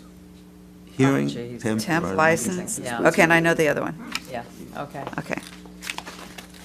Okay, I had a couple of other things. I brought along a couple of ads that I just wanted to know what people thought of the wording in here, whether this falls under, because it says under Section 651, Article 8 of Chapter 5.3, Division 2, there shouldn't be any violations of that statute. And this is one in which a company claims you get 50% off the MSRP for this particular hearing aid. It features HD sound focus processing technology and analyzes incoming sound 20,000 times a second, so speech comes through clearly. You know, that is the draw for anybody, that, oh my God, now I can hear clearly. Yeah. And we all know that the clarity is going to depend on the status of their hearing more than anything, and the situations in which they listen. But it's kind of guaranteeing that because we have this very fast circuit, now speech is going to come through clearly. Is that a violation? Can of- you hold on No. for a second? I think. I'm just you going know, to suggest that possibly when the language goes back to the committee to work on, and then I can, maybe we can come up with a cleaner document Good. and not potentially competing versions, that's when the committee can look at certain kind of ads stuff. and say, let's see if we can get at either this requirement or this, language, possibly being, problematic. I'm not sure that I think it's helpful for the board to look through Thank you. specific ads. I'm at not, this I'm not time. talking about what name it is or anything like that. That's not the issue. But I think, I'm not trying to indict this particular company or anything else. It's just language like that is used fairly uniformly. So I think what Noreen's saying is just take it back to the committee, right? I think I said that 10 minutes ago. Can I Okay. just point out, yeah, this feels like we're doing committee work. It's super important, but we do have a committee. and, Okay, so I think I'm still stymied on a bigger ad issue here. When any of us say we are providing health care, is that a committee issue? To say, this ad says, not only am I going to fit you with hearing aids, but this is a health issue. I am providing health care. it doesn't say. Is here that a now. committee issue and we talk about it there? Well, that sounds like it could fall under advertising, violation of Well, advertising guidelines. If we're talking about advertising, And I think that that is something that the committee should talk about. If we're talking about specific violations, those should be referred to the board staff to look at. Because you don't want the whole board talking about an enforcement issue at a board meeting. Yes. And it sounds like that's what we have. Okay. I saw another, are we allowed to do 50% of MSRP and that's it? Is it not a violation? I don't believe think that so. that is a violation. Huh? But I- what I is the believe that that's- MSRP? No, I believe, my understanding is that we, a long time ago, had said that there has to be a specific dollar amount. Right. You can't talk about MSRP. And this is what's the headline of this Well, then it ad? sounds like, as Paul This just is a suggested. violation. As Paul just suggested, it may be that this ad needs to go to board staff to be investigated further. Just a hint. Okay, great. Dollar Thank you, amount. Anita. I think And must that- have a dollar amount? That's in So regulation, it has to have dollar I think at amount? this, Yeah. you know, The MSRP has to have dollar amount, it's in Yeah, I regulation? know, that's what so that, exactly, so there's a violation of our existing regulations, thought it- and we can delegate that to staff to investigate and. Oh, I thought you said that was already in regulation. that- I can read you what it says. Okay. It says, a licensed hearing aid dispenser may advertise any goods or services authorized to be provided by such license in a manner authorized by Section 651 of the code, as long as such advertising does not promote the unnecessary or excessive use of such goods or services. I'm on 1399.127. is that page 53 of the. 53 of the blue book, yes. And I know some of you probably don't have the blue books, but advertises a discount in a false or misleading manner, including but not limited to failing to disclose the dates on which the sale or discount price will be in effect if the sale or discount price is for a limited time offer. When advertising a category of hearing aids, the correct way, and it says 50%, it kind of gives examples of how to do it. So when it says 50%, does it says 50% of what? If it's if it's a particular model, Yeah. yes, but then according to the example here, if there's a brand name. Yeah. Hearing aid, and you're saying 50% off all the models. Yeah. Then it's, according to this, it's saying, then you just say it's 50% off of all, whatever that brand name is, hearing aids. If it's one particular model. Yeah, I know, But but. you the don't And have the to say example- the dollar 50% amount. of what? In the example, it says 50% off Acme Model 12, regularly $1,000, now $500. So you have to put 50% of what? According to the book. If it's- the example if it's a is specific one product. Model, then you have to list the amount, but if you look right below that. What is- If it's all their models within that same, I don't know what they're talking about, brand. Yeah. That same, let's say they have 5 different Yeah. models, then it just says 50% off of all of the retail price off of All right, so it all doesn't, of doesn't. you said it- retail It price. doesn't catch that. Yeah. Not if they're offering 50% off MSRP for all their models, then they don't have to say what the MSRP is. According to Well, the- they have, but, so we have to correct it, so, I mean, in order. Yeah, that's something that I think the committee This can is look weird. at. Okay. Wait, But if you have a specific, if you know, this goes for anyone, has a Should put specific dollar amount complaint, the board will regardless. look at those advertisements. Yeah, So I- otherwise we put two, if it's more than one model, if I put two, that's I'm not have to put, No, if you put all models of that same. but all models are two models. Well, that's all. Then, so for one type of hearing aid, I must put the dollar amount, but for two types of hearing aid, then I'm exempt. And I think it's, We so, should- yeah. staying on topic, I think this is something that the committee can talk about. When we talk about specific instances, it's really difficult to talk about them in a broad sense because every advertisement is unique and different, and we do look at those. When we get a complaint, we have board staff that will review it. We look at it against the regulation, and then we go to the dispenser or the dispensing audiologist, and we ask them for a response, and we give them an opportunity to clarify what they're saying or correct it at that time. Yeah, but it's not specific, very general. If And I there agree, is- that's if why the there is a- committee's doing the If work. there's an offer for a discount, the number has to be there. That's all. Okay, we'll work on Yeah. that. So I think maybe what would be helpful is if you just went through the sort of any of the bigger policy shifts or changes or suggestions that were in Amnon's version, because I'm not sure I would have changed any of the policy decisions. And then if there are any more, and then then the committee knows what it's working with, whatever the policy issues are for the board. Because wordsmithing to this degree with the full board gets very difficult. Okay. Okay. So I'm not sure if you wanted to, if there were any other big policy No, points that you want to bring out, or policy decisions that are new for the board? No, I had three issues. I had the doctor title, I had the research issue, and the national advertising. So I think we're taking off on those. Those are really good suggestions, and some of the suggestions that Marcia has, going Yeah, back to committee we and have bringing to us add- back a clean Right. copy. We promise not to confuse you Yeah. next time. That sounds good. So. Is there a way to have a cleanest copy, or just go with the one No, Amnon was, no, as our no. she, No, okay, okay, Lorraine.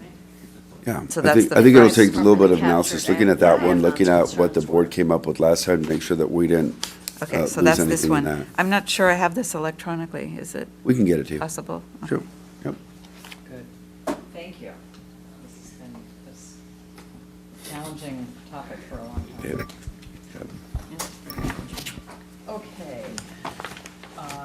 We will now move to fingerprint requirements. Paul, I assume, you're going to talk about this. Yes. Thank you. And I know Noreen, 14. Noreen could probably talk a little bit about this and knows a little bit more about this than I do, because I know she's worked with other boards that have implemented these regulations. This is a leftover from previous board work, and something that the board has to do whenever someone has not been fingerprinted. We want the board to have authority to require that they be fingerprinted. I don't know the exact amount, the number. I know that it's not a large number of licensees that have not been fingerprinted, but we want the authority to make sure that they are fingerprinted and promulgate those regulations. We have the language that was approved some time ago, and we've had Noreen take a look at it and make some edits. Yeah, I think Mr. Sanchez had asked me to look at it for the way in which this, what we refer to as the retroactive fingerprinting regulation, may have morphed throughout the years, because you said that this was some years old, right? Yes. And quite a number of the boards and bureaus in the department have been addressing this retroactive fingerprinting issue, and so my changes reflect some of that morphing that Mr. Sanchez had asked me to take a look at. And I think what I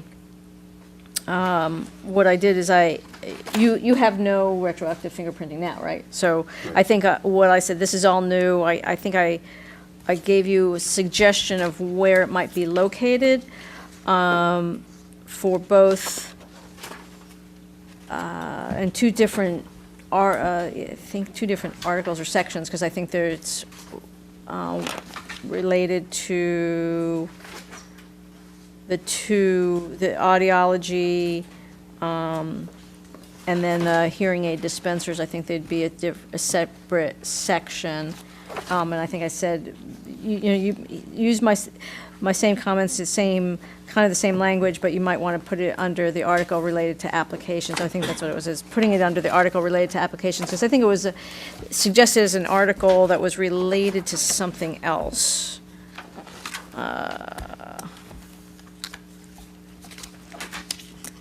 Which, it's something, an article related to sort of I think it was its own separate article. And so I suggested that it be put within the article related to applications. And then what you have on the first page is, it's all, since it's all new, it's not underlined in, when you're doing a proposed regulation, if something is all new, it doesn't need to be underlined, and I think sometimes it's harder to read an entire section that's completely underlined, so I didn't put any underlining in there. So Noreen, So- are we just looking at that first section that's The not first underlined? section, I think so. I think that's what you would be looking at. And then the next section, I really didn't do any changes to, I think I just said, look at the first section and do the same thing. Okay, so the Does that board make would be sense? approving that section, this language for both sections? The non-underlined set language, right? Correct. Okay, So can I ask you a question? yes.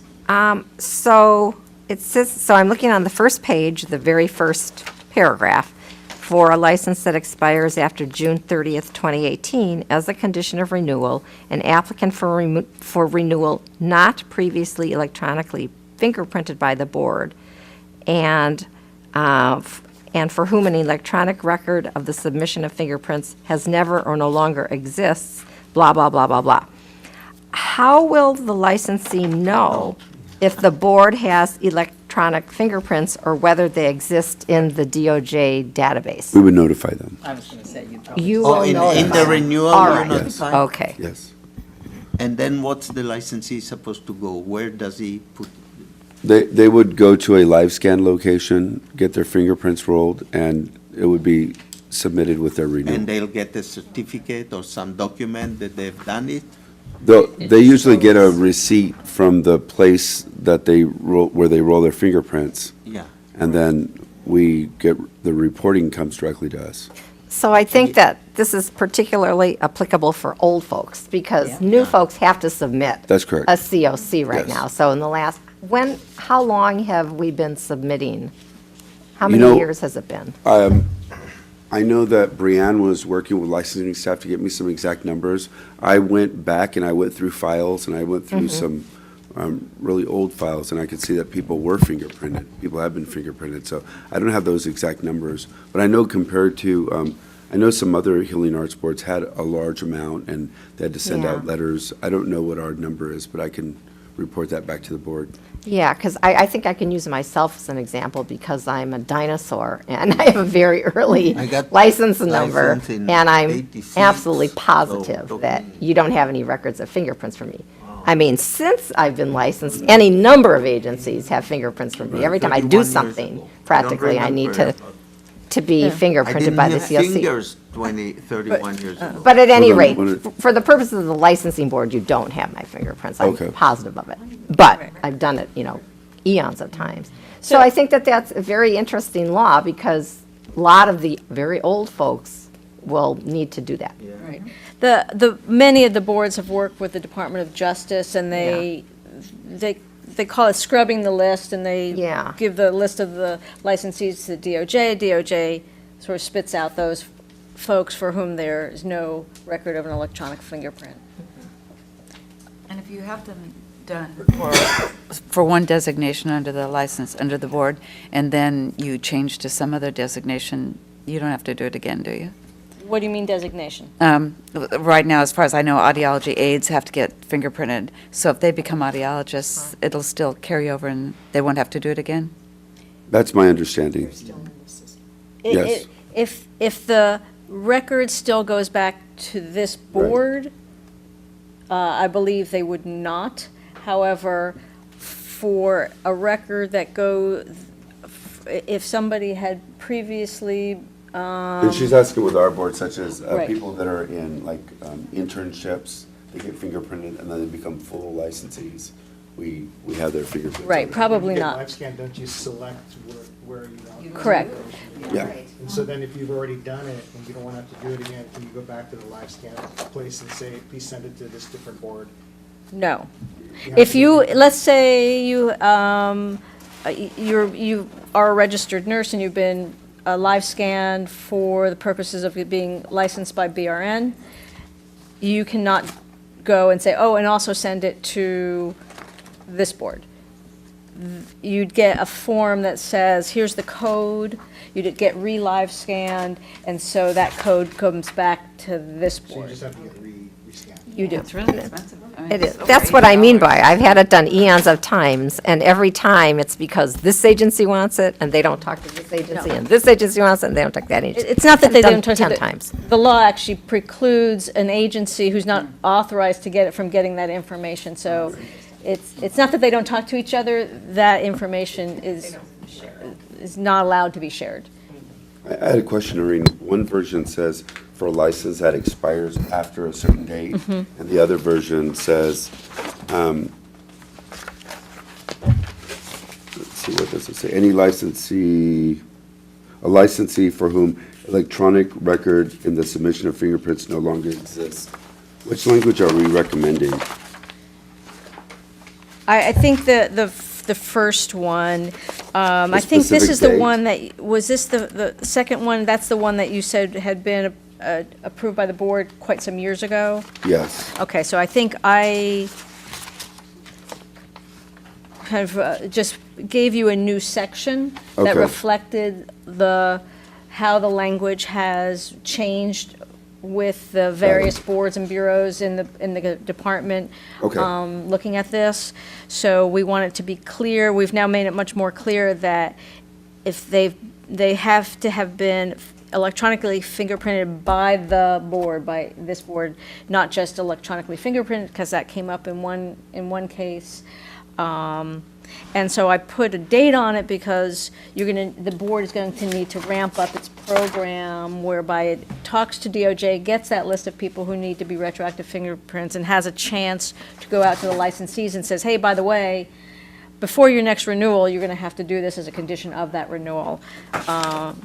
And that date is going to be dependent upon what the board staff thinks it can do logistically to get the reg through the process and then ramp up its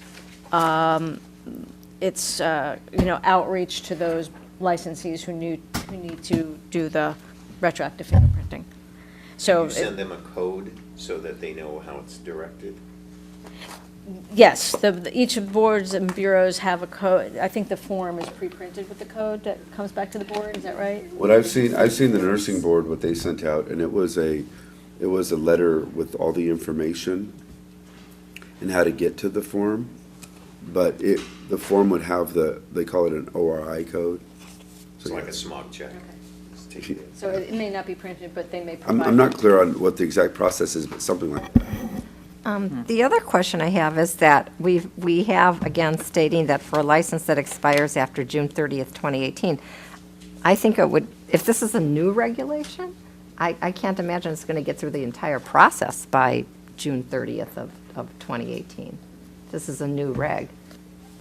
So, I mean, it's fine to have that date, but we should be aware that it's not going to be You might be right, that's only a year from now. It's only a I keep year from forgetting. now. I can't So imagine. it's up to whether or not the board staff, what they think they can do with respect to getting the reg going. That's a little bit up to you. I don't know how far along you are in developing the ISR and the notice. Right, so we can work with that day. And what other priorities you have. I'm going to guess that there's several other ISRs out there that you can certainly take a look at. So that might not be enough time to get the program up and running, I don't know. And this language is good to go, right? For this particular Yeah. section, yeah. Okay. As far as, the only thing that you might consider is down in sub E, the traffic infraction under $300. I don't know, I'm pleased to say I don't have any experience in getting a traffic infraction, so I don't know how quickly they go up, but someone had suggested that was pretty low, that, even running a red light is $375 or whatever, so. 500 and something for the ones that take cameras. Carpool Yeah. lane is $491, I think. Yeah, so, So You can know, the board make a motion to approve this language, and then we can determine what that amount is based on some research? yeah, you could have the boards do that. You could delegate it to the staff to make a determination about what that threshold is, if it's 500 or 1,000. The same with And the same the with the expiration date? Yeah, the same with the, yeah. Same with the Do date. you want us to Because the read off board's a- going to, I'm sorry, do you want us to read off a certain motion? The way legal likes us to read them off? That language, that magic language? my magic wand is at the shop. So it would be that the motion would be to approve the language for noticing, and do you usually set motions or regs for hearing? Because you can, or not set it for hearing? Only if somebody wants a hearing. Okay, so your practice is generally to not set it for hearing? Right. Okay, so approve the language for noticing, and then delegate to the staff the process of initiating the rulemaking process, and to make a determination as to the effective date and the threshold for disclosing traffic infractions. Need a So motion. moved. Can I just copy your motion? Second. Thank you. Roger seconded? Yes. Okay. Yeah. And then even if there is no hearing, it would still come back to the board after the 45-day public comment period for adoption or modifying. Good. Is there further discussion from the board or from members of the public on the proposed, on the motion that's on the table or on the floor, wherever it is? Hearing none, all in favor of the motion signify by saying aye. Was there a second? Was there a motion? Yeah. Yeah, it was seconded, Rod seconded. Signify by saying aye. Aye. Aye. Are those opposed? Abstentions? And the motion? Absent. Oh, we want to. You might want to redo that one. Where'd you go? Okay, so do you agree with the motion, Amnon?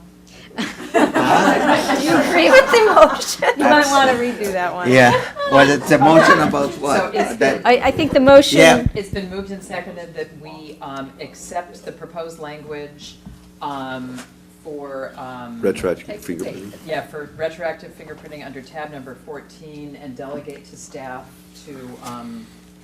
Begin the rulemaking process. Begin the rulemaking process, and then there will be a 45-day period. And also to determine to the determine effective those- date and and the dollar threshold amount for threshold. for disclosing traffic infractions. Yes, that was moved and seconded, and there's been a vote taken, but I didn't realize you weren't. Okay, absent. You were absent? Is that what you're going to vote? Why not? Does it affect? Well, are you going to? Does it affect? I don't think anyone I'm the realized co- that Amnon huh? was out of the room. You have a quorum, right? Oh, yeah. You did, but. Yeah, I kn- Okay, so you would like to vote that you abstain from the vote? That's fine. yeah. I know. I mean, I thought that it's not okay. I'll vote. I don't know. I mean, am I the decisive vote here? No. No, it's Oh, already. okay. You're not decisive at all. Okay, So I think yes. as Amnon is pointing out, the Okay, board had a yes. quorum when it voted, so Yes. either Yes. you can Okay. re-vote, or you can indicate that it Okay. was, what, There was- 6-0, and one was absent. One was absent. I have a go back before we go to number 15 The on the, motion oh, I'm sorry. carries, I believe. Yeah. Yes, Okay. okay. Go ahead. Just a quick go back before we go to number 15, for Amnon and Marcia on the hearing aid dispenser advertising regulations. I spoke with representatives from HHP, and they also had issues that they want to discuss on the national advertising. They understand the issues that the board has and, our enforcement issues and trying to make sure that licensees are held accountable for their advertising. So they also want to be part of that discussion. I just wanted to make sure that I mentioned that to you. Okay. Why they're not She here could, today? Vanessa couldn't be here today. That She will be told me. in Yeah. August. That will be in Sacramento, Yeah. probably. Allison, Yes, can I ma'am. request a 5-minute health break Oh, okay. Yes. before we continue? Okay, we will take a break and we will reconvene at 12:45. Thank you. Who's responsible for the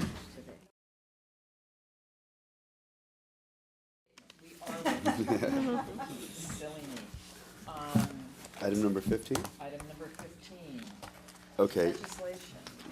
Just a couple of things on legislation.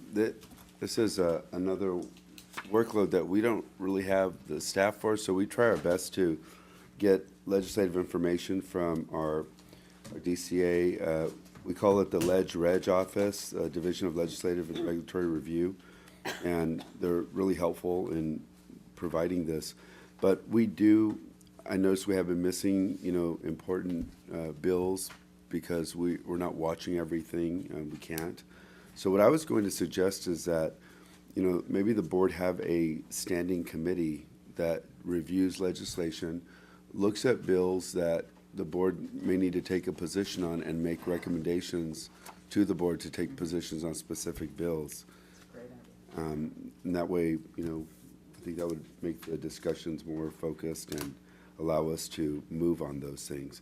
I did a summary of some bills that affect DCA, affect our board, and some specific bills that some of you wanted to discuss. On the first page, we have those first two bills that affect regulations and how we do our work. The only reason I list these is because I want you to know that these are bills that are proposed and could affect us. I wanted to go to AB 387, which is on page 2, and I've also included the text behind 15E. And I know this is a bill that affects our board and a few other boards that would require that hospitals pay interns the minimum wage, and that seems to be causing some problems. So, Patty, did you want to discuss that? Or Dee? Right. So this is a particular bill that is on healthcare professionals' list.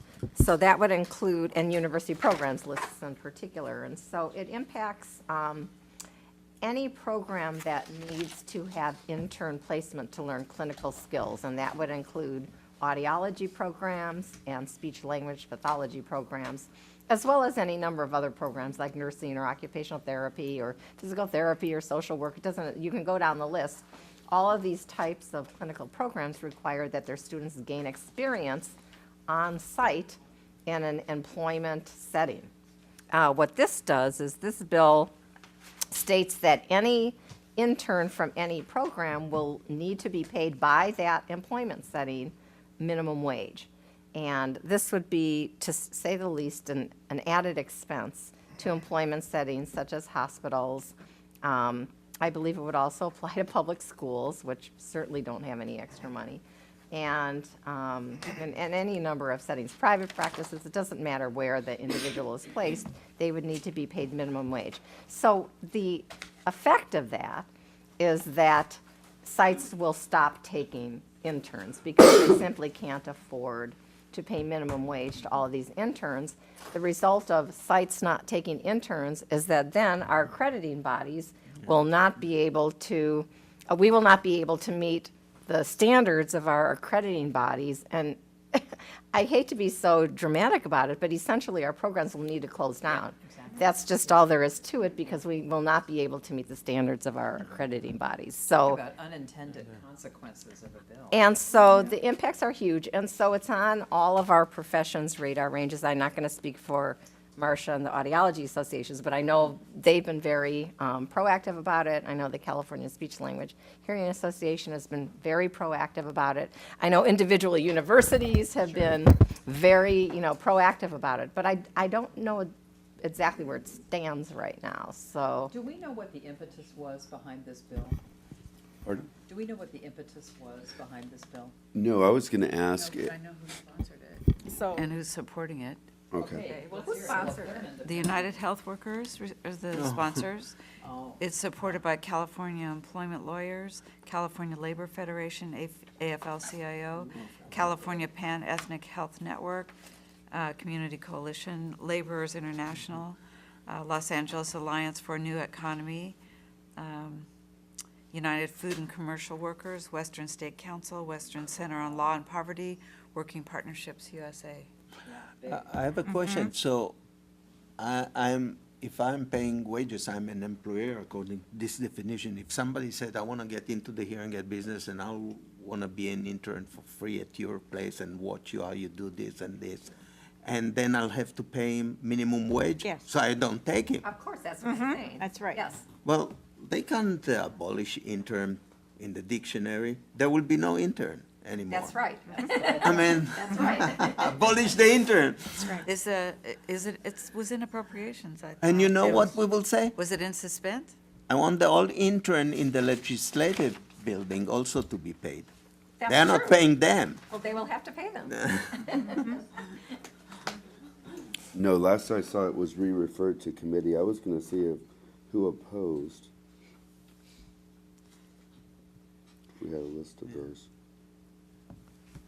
You read who supported The it, support, Marcia? but I don't have a list of. Okay, opposed. and I was looking to see specifically, there's a large list of opposition. How tight is the definition of intern? Yeah, I was just trying to look. You know, in the context that we look at it, they're students.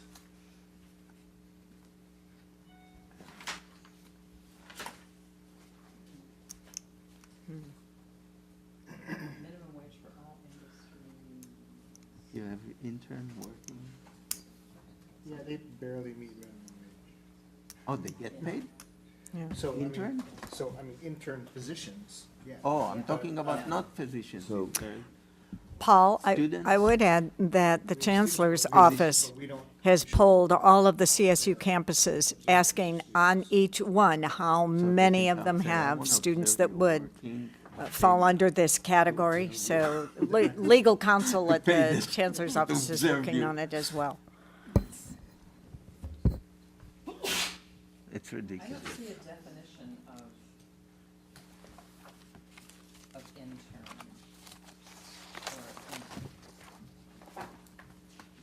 Is there a definition of intern? Yeah, Google.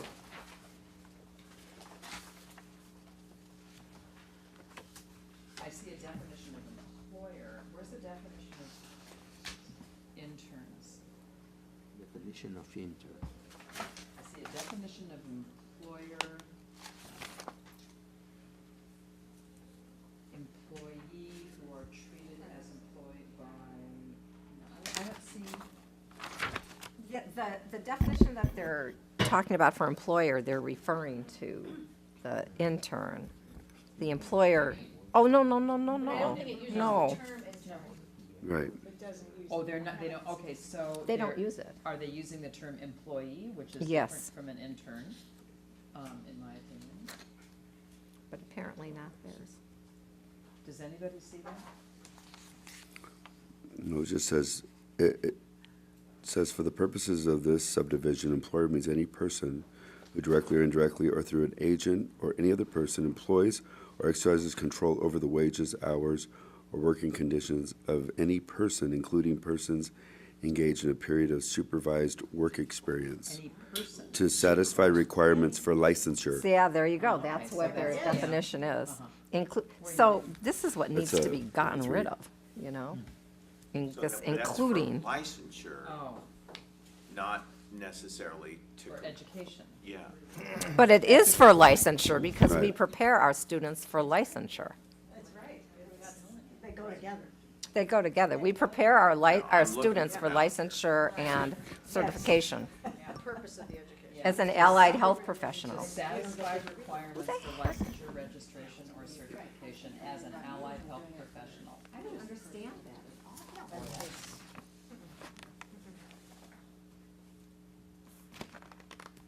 So does the board wish to take a position on this bill? Yes, oh, yes, we will. Absolutely. Okay, would you like to propose proposed language that we would like to vote on? Sure. But I'm concerned about us waiting until August, I mean, Well, we could take a position now, and the positions that we could take are, support, oppose, watch, support, oppose, unless amended. If we have a support or oppose unless amended, it would be a good idea to tell them what the amendments are, or if we just flat out support or oppose it. Can we just oppose as written? Yeah, we We can. don't have Sure. to enumerate, okay, so oppose as written. Oh, sure, well, And then I'll need help from a board member to help us draft that letter and tell them why we oppose it. And I think that's something that Noreen pointed out, is that barrier to licensure, which I think is on everyone's radar.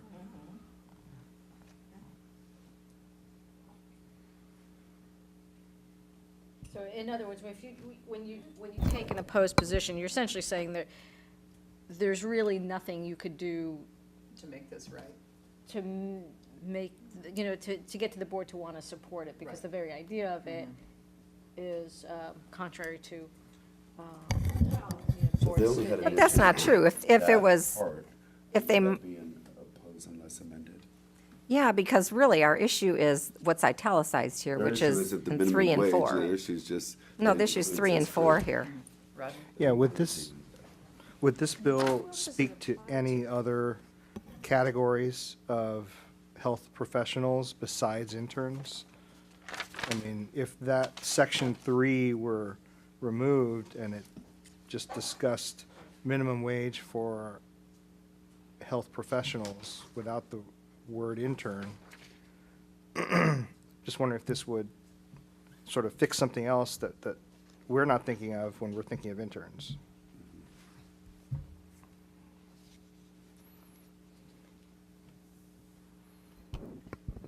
So perhaps what the board is saying is that you would oppose unless amended to say excluding any person engaged in a period of supervised work experience to satisfy requirements for licensure. Right, then this bill And would, then at that point, you'd probably be neutral, because at that point, you I don't mean, this really have bill an would, interest. would set a Well- minimum wage for I think we have a registration or certification. a speech pathologist aide, or, That's an interesting. so not someone that specifically has joined your practice to satisfy certification or licensure, but someone that's just working.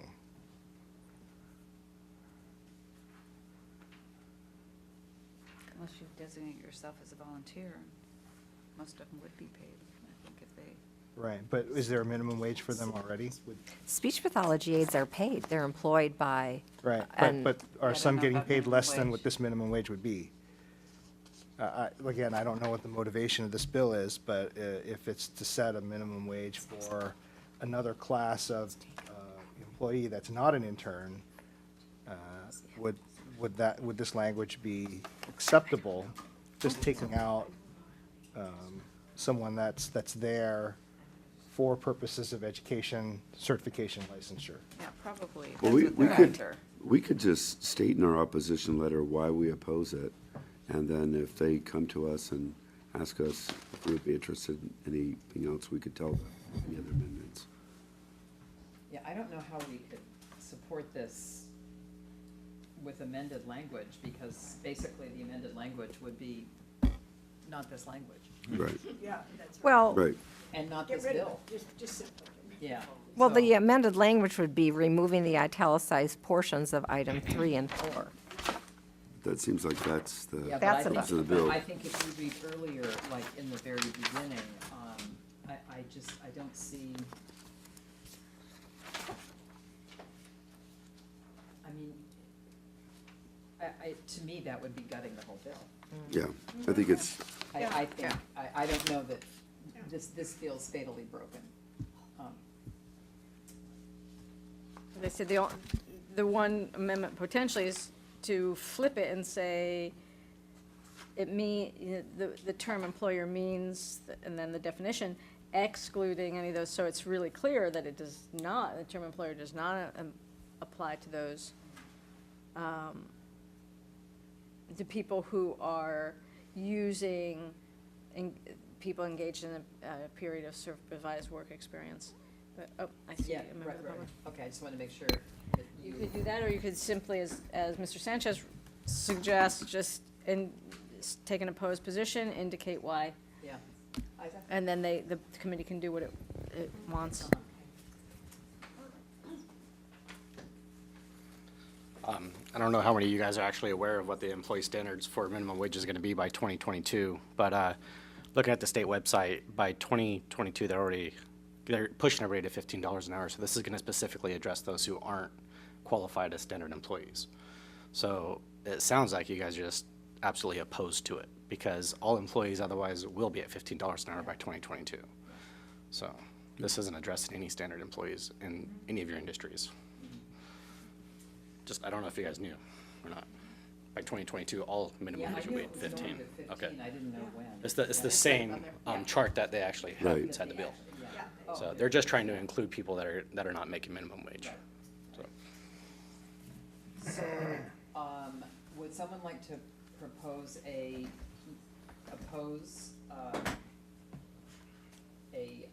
motion to oppose this bill? So moved. Second.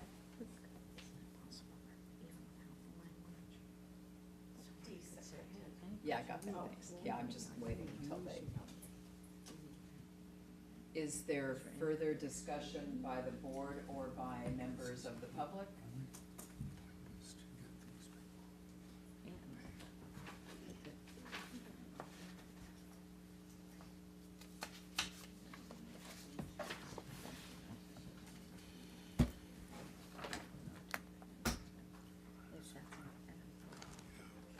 Sorry, is that? That's okay. Anything else we need to consider before we take a vote?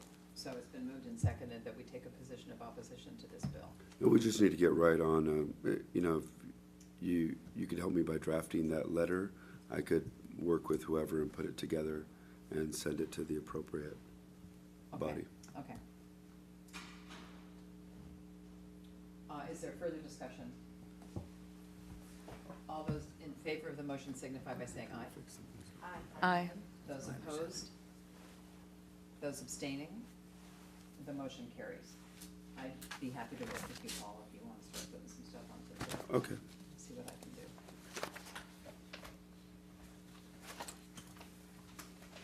The next bill that we were looking at was AB 612. I want to ask, this vote does not require a roll call? Is there some vote required and some vote not? You said, I gave people the opportunity to oppose and abstain, and nobody said anything. So Okay. my assumption Oh, is okay. that everybody said yes. What tab is that? That would be 612, and the text is located behind 15H. Is this, Oh, yeah. this is a newborn and infant's hearing screening. You want to talk about this, Allison? Well, I do. What's the problem? Nothing. Okay, good. I just want to make sure.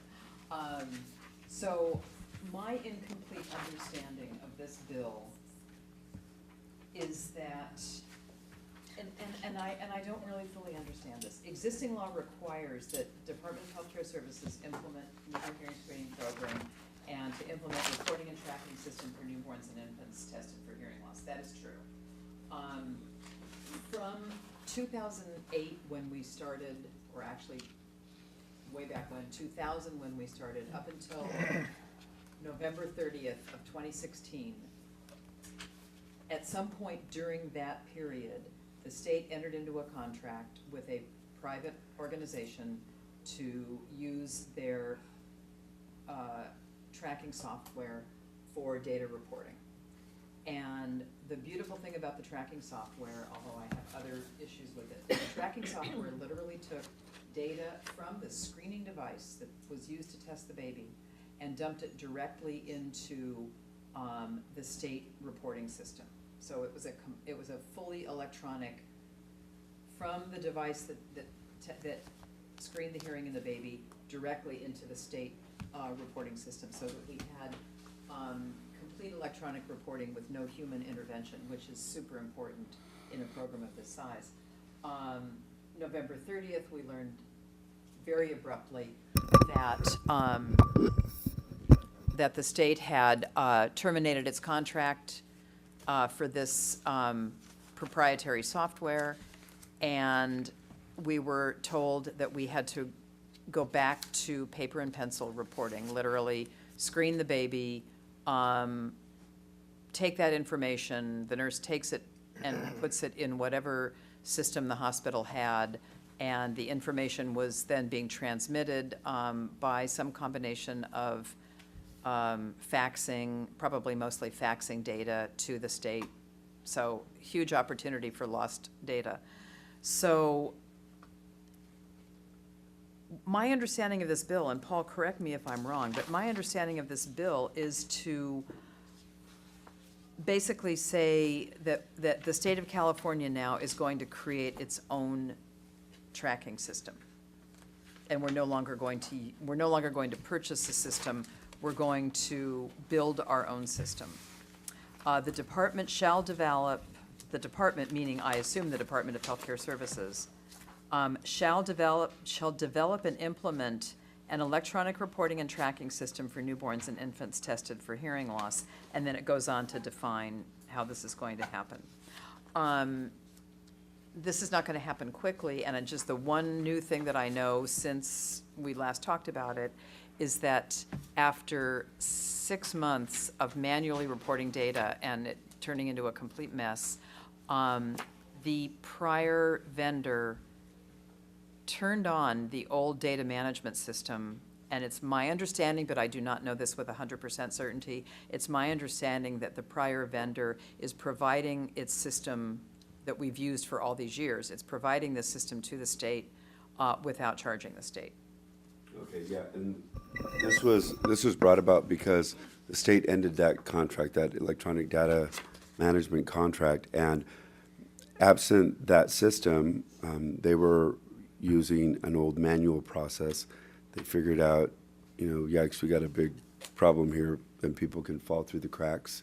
So they wanted to make sure that they had to give the state authority to then implement a new system, whether that means, whatever process they go through to come up with a new electronic database, this bill would authorize them to do that.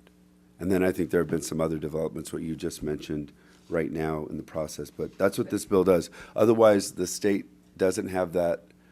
This requires that the Department of Healthcare Services then come up with specific parameters on that system. And so what I'm not clear about is, is the state saying that we just need to look for a different vendor? Because there are other vendors than the one that we were using. Or is the state saying, no, we're not going to use a commercial vendor, we're going to build it ourselves? And that's what I'm not clear on. I think that's a whole process question that the department takes on. There are some guidelines in developing these systems. Sometimes they work, if there's something off the shelf, the vendors present their products. Sometimes they're off-the-shelf products. Sometimes they talk about developing a product of their own. But they would go through that whole process to establish that and not rely on the type of system that they have right now. Not rely on a package that's.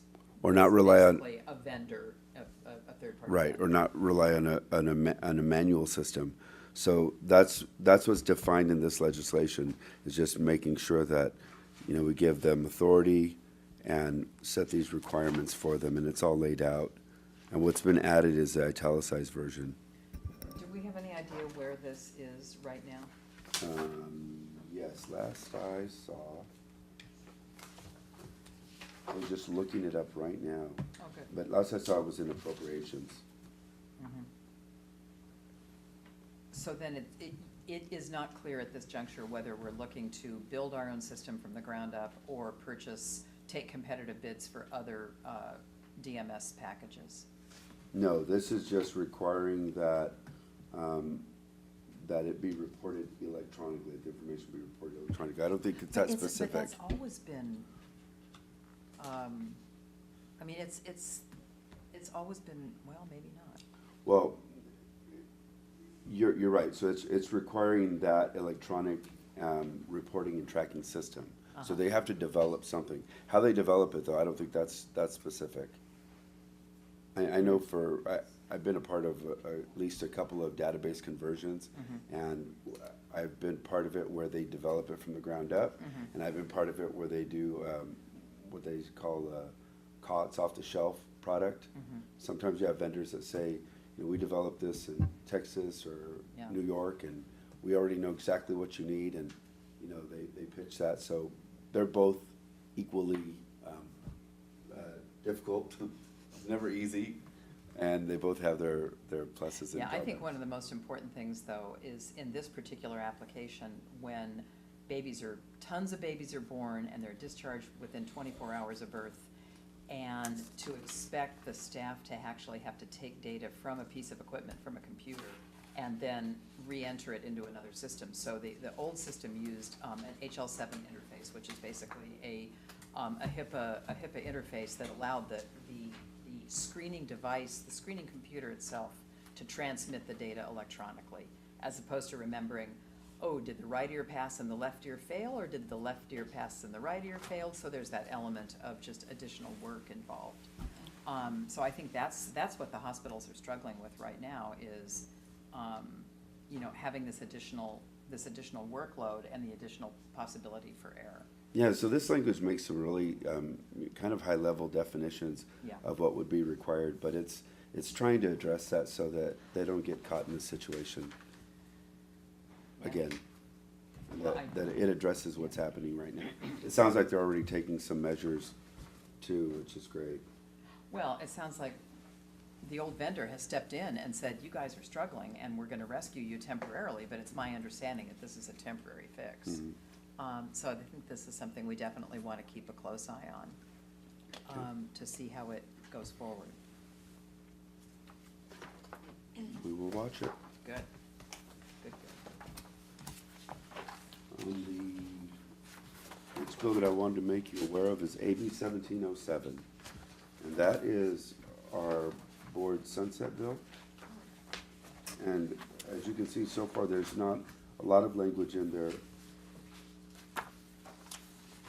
I'm looking at the wrong one here. Here we go. And this would just extend our sunset date to January 1, 2022. And as I said earlier, I haven't heard anything from the committee or their consultants, other than that we have a bill.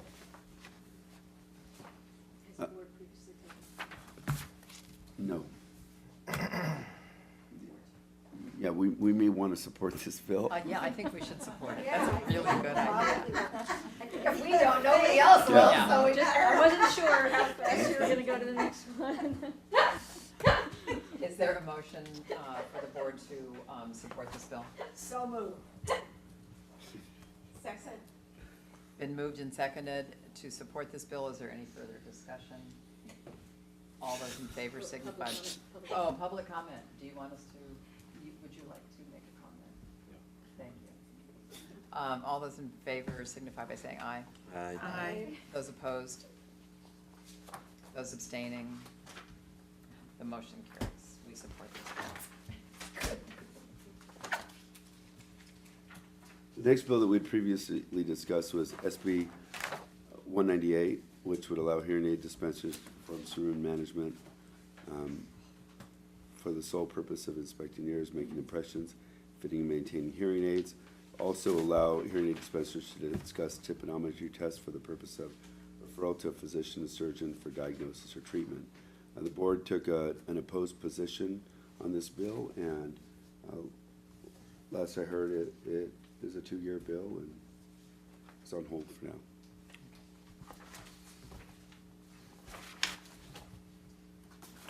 There is one other bill that, SB 247, and that was a bill to repeal licensure requirements for a few different boards, and hearing aid dispensers was included in that. And last I heard, this bill was also on hold. I didn't understand the implications of that bill. But if it's on hold, maybe I shouldn't have to worry about it. Well, it was making changes to the Practice Act, for instance, not requiring regulation of the hearing aid dispensing and other things, Okay, so this bill would repeal the license requirement. right. Interesting. Okay. So what was behind this? Do you know? I think they were licenses that they felt were not necessary. This group felt were not necessary. So it was just hearing aid dispensing. It wasn't speech pathology or audiology. It was just hearing aid dispensing. Yeah, the first section says occupational licensing laws are important tools that, when used correctly, help protect public health and safety. Many current laws, however, do little to help public health or safety and result in barriers to entry that prevent people from making a living in their chosen profession. So the feeling was that this was a barrier to an occupation or licensing requirement, and that we were among those that did little to protect public health. And as you know from some of the enforcement cases that we see, It's that's not probably- true. Probably from over-the-counter people. Yeah. Yeah, that's true. Now we That have hasn't over-the-counter been hearing the aids, board's yeah. experience, Yeah. that's all I can say, as far as putting us in that category, as far as hearing aid dispensers. I yeah. think what they do is very important. And that's all I have for legislation. Do we need to take a position? Is the bill running? Where's the bill standing? I can find out, I looked online and last I checked, which I have the status here.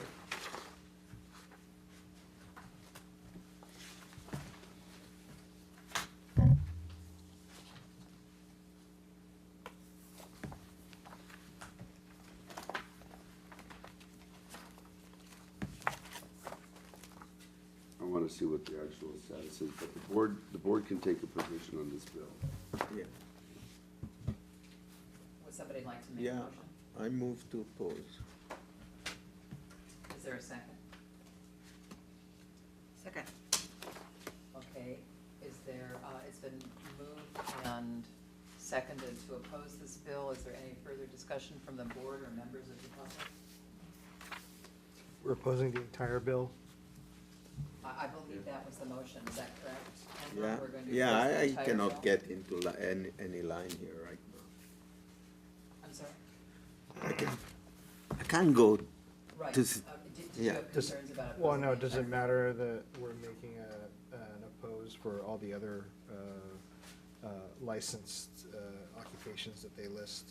Well, I would think what the board can do is delegate to the executive officer to draft the letter which indicates the board's opposition and why, and it would be clear that it's To that as- specific. As it Good. pertains to the regulation. pertains to of our possessions. dispensers, that the board objects to the deregulation and the, It says here that it failed in the committee. oh, it failed. Oh, so it's gone, okay. Problem solved.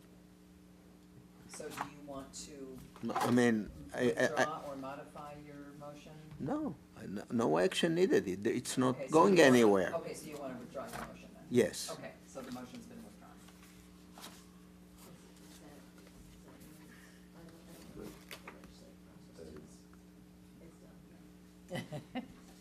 He smiles.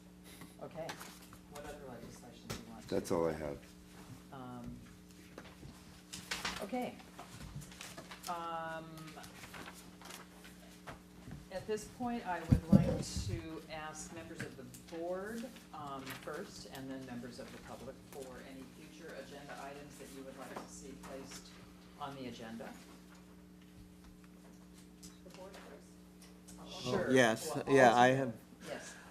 to start moving through the board and then another guideline for putting in probation, certain cases in probation, the disclosure notice. That Okay. we dis- So would that be a review of the disciplinary guidelines? Yeah, I mean, review or we will come to a conclusion that we are recommending to add in certain cases, this disclosure in the purchase agreement. That sounds good, and we can, and you can work with Anita on a proposal to present to the. Oh, yeah, for the, yes, yes. Okay, that's good. Would there be a separate issue to consider adding that language in regulation for all hearing aid dispensers and dispensing audiologists, similar to how the medical board has it for all physicians' offices and the Yes, that's good. dental board probably has it for all the dental Yes, offices? notice to consumers, right? Right, public notice to consumers. And we'll be more specific on what we're gonna say. Okay. And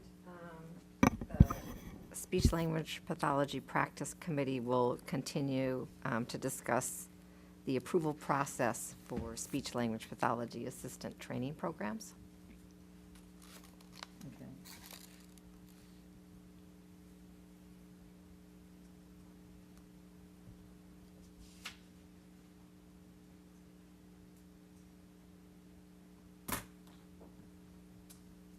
Any other public suggestions? Okay, any other things? Good. Well, I think we'd want a sunset review update too. I mean, that's kind of general, but. Yeah.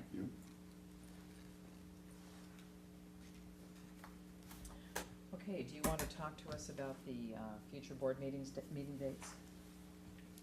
Yes, so we have August 10th and 11th scheduled for Sacramento, and we were looking at October 26th and 27th in Southern California, because November had some conflicting dates. Yeah, the second weekend, Veterans Day falls on that Saturday, and there was some talk about not wanting to hold it then. Okay. So there was talk about moving it to the last week of October. It'd be nice to get it in LA/Orange County. It's a huge population base, and it's, I mean, San Diego's nice, but that's been our Southern California meeting for the last couple of times, so I would advocate for somewhere LA, Orange County.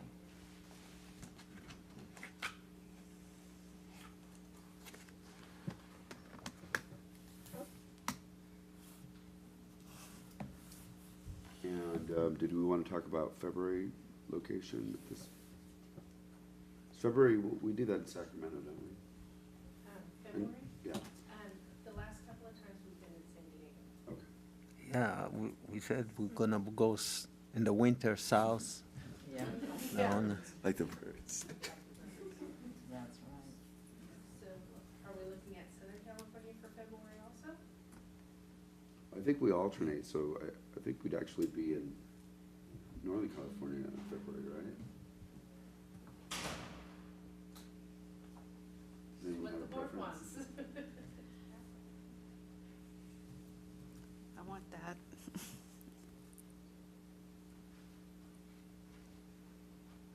Let's go to San Francisco in February.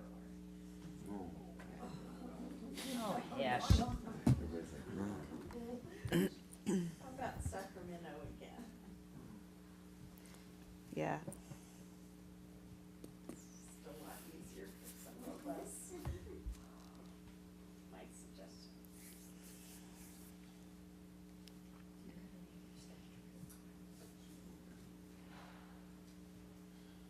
Okay, we'll go to San Francisco in May then. Or the Bay Area. San Francisco's a challenge. So then you're getting away from the north south kind of. That's true.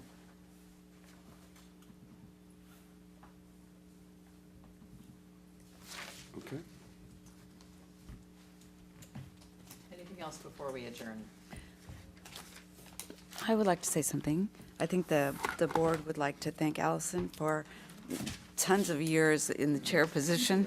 And that means not only running these meetings, but she has been tireless in going to Sacramento, I don't know how many times, whenever Paul needs her, for lots of years. And so being chair is not a small job. And I think we're really grateful. Thank you, thank you. I want to add to that, and we'll probably say this again, but Before we get the applause, I just want to also express my gratitude. Coming onto this board, it's been almost 3 years now, and being able to work with Allison has been great. She's very supportive. She really, she truly understands board operations, all the things that we're going through, and when we've needed her at the 11th hour, she's there. She's great at texting. She gets up really early and is ready to meet with me. So that's really been helpful. I know that our staff, we all appreciate her, and she's really helped us in accomplishing our mission these past few years. So I'm certainly grateful for that. Thank you. That's nice. It's been a ton of fun. I mean, being on the board is a ton of fun, and I will stay on the board as long as the governor will have me. On August, where in Sacramento? But thank you. Next one? Yeah. The next one. Next one is Sacramento, right? Okay, with that, Huh? Yeah? I think we're adjourned. Don't Thank care you about very the- much. That's a long time.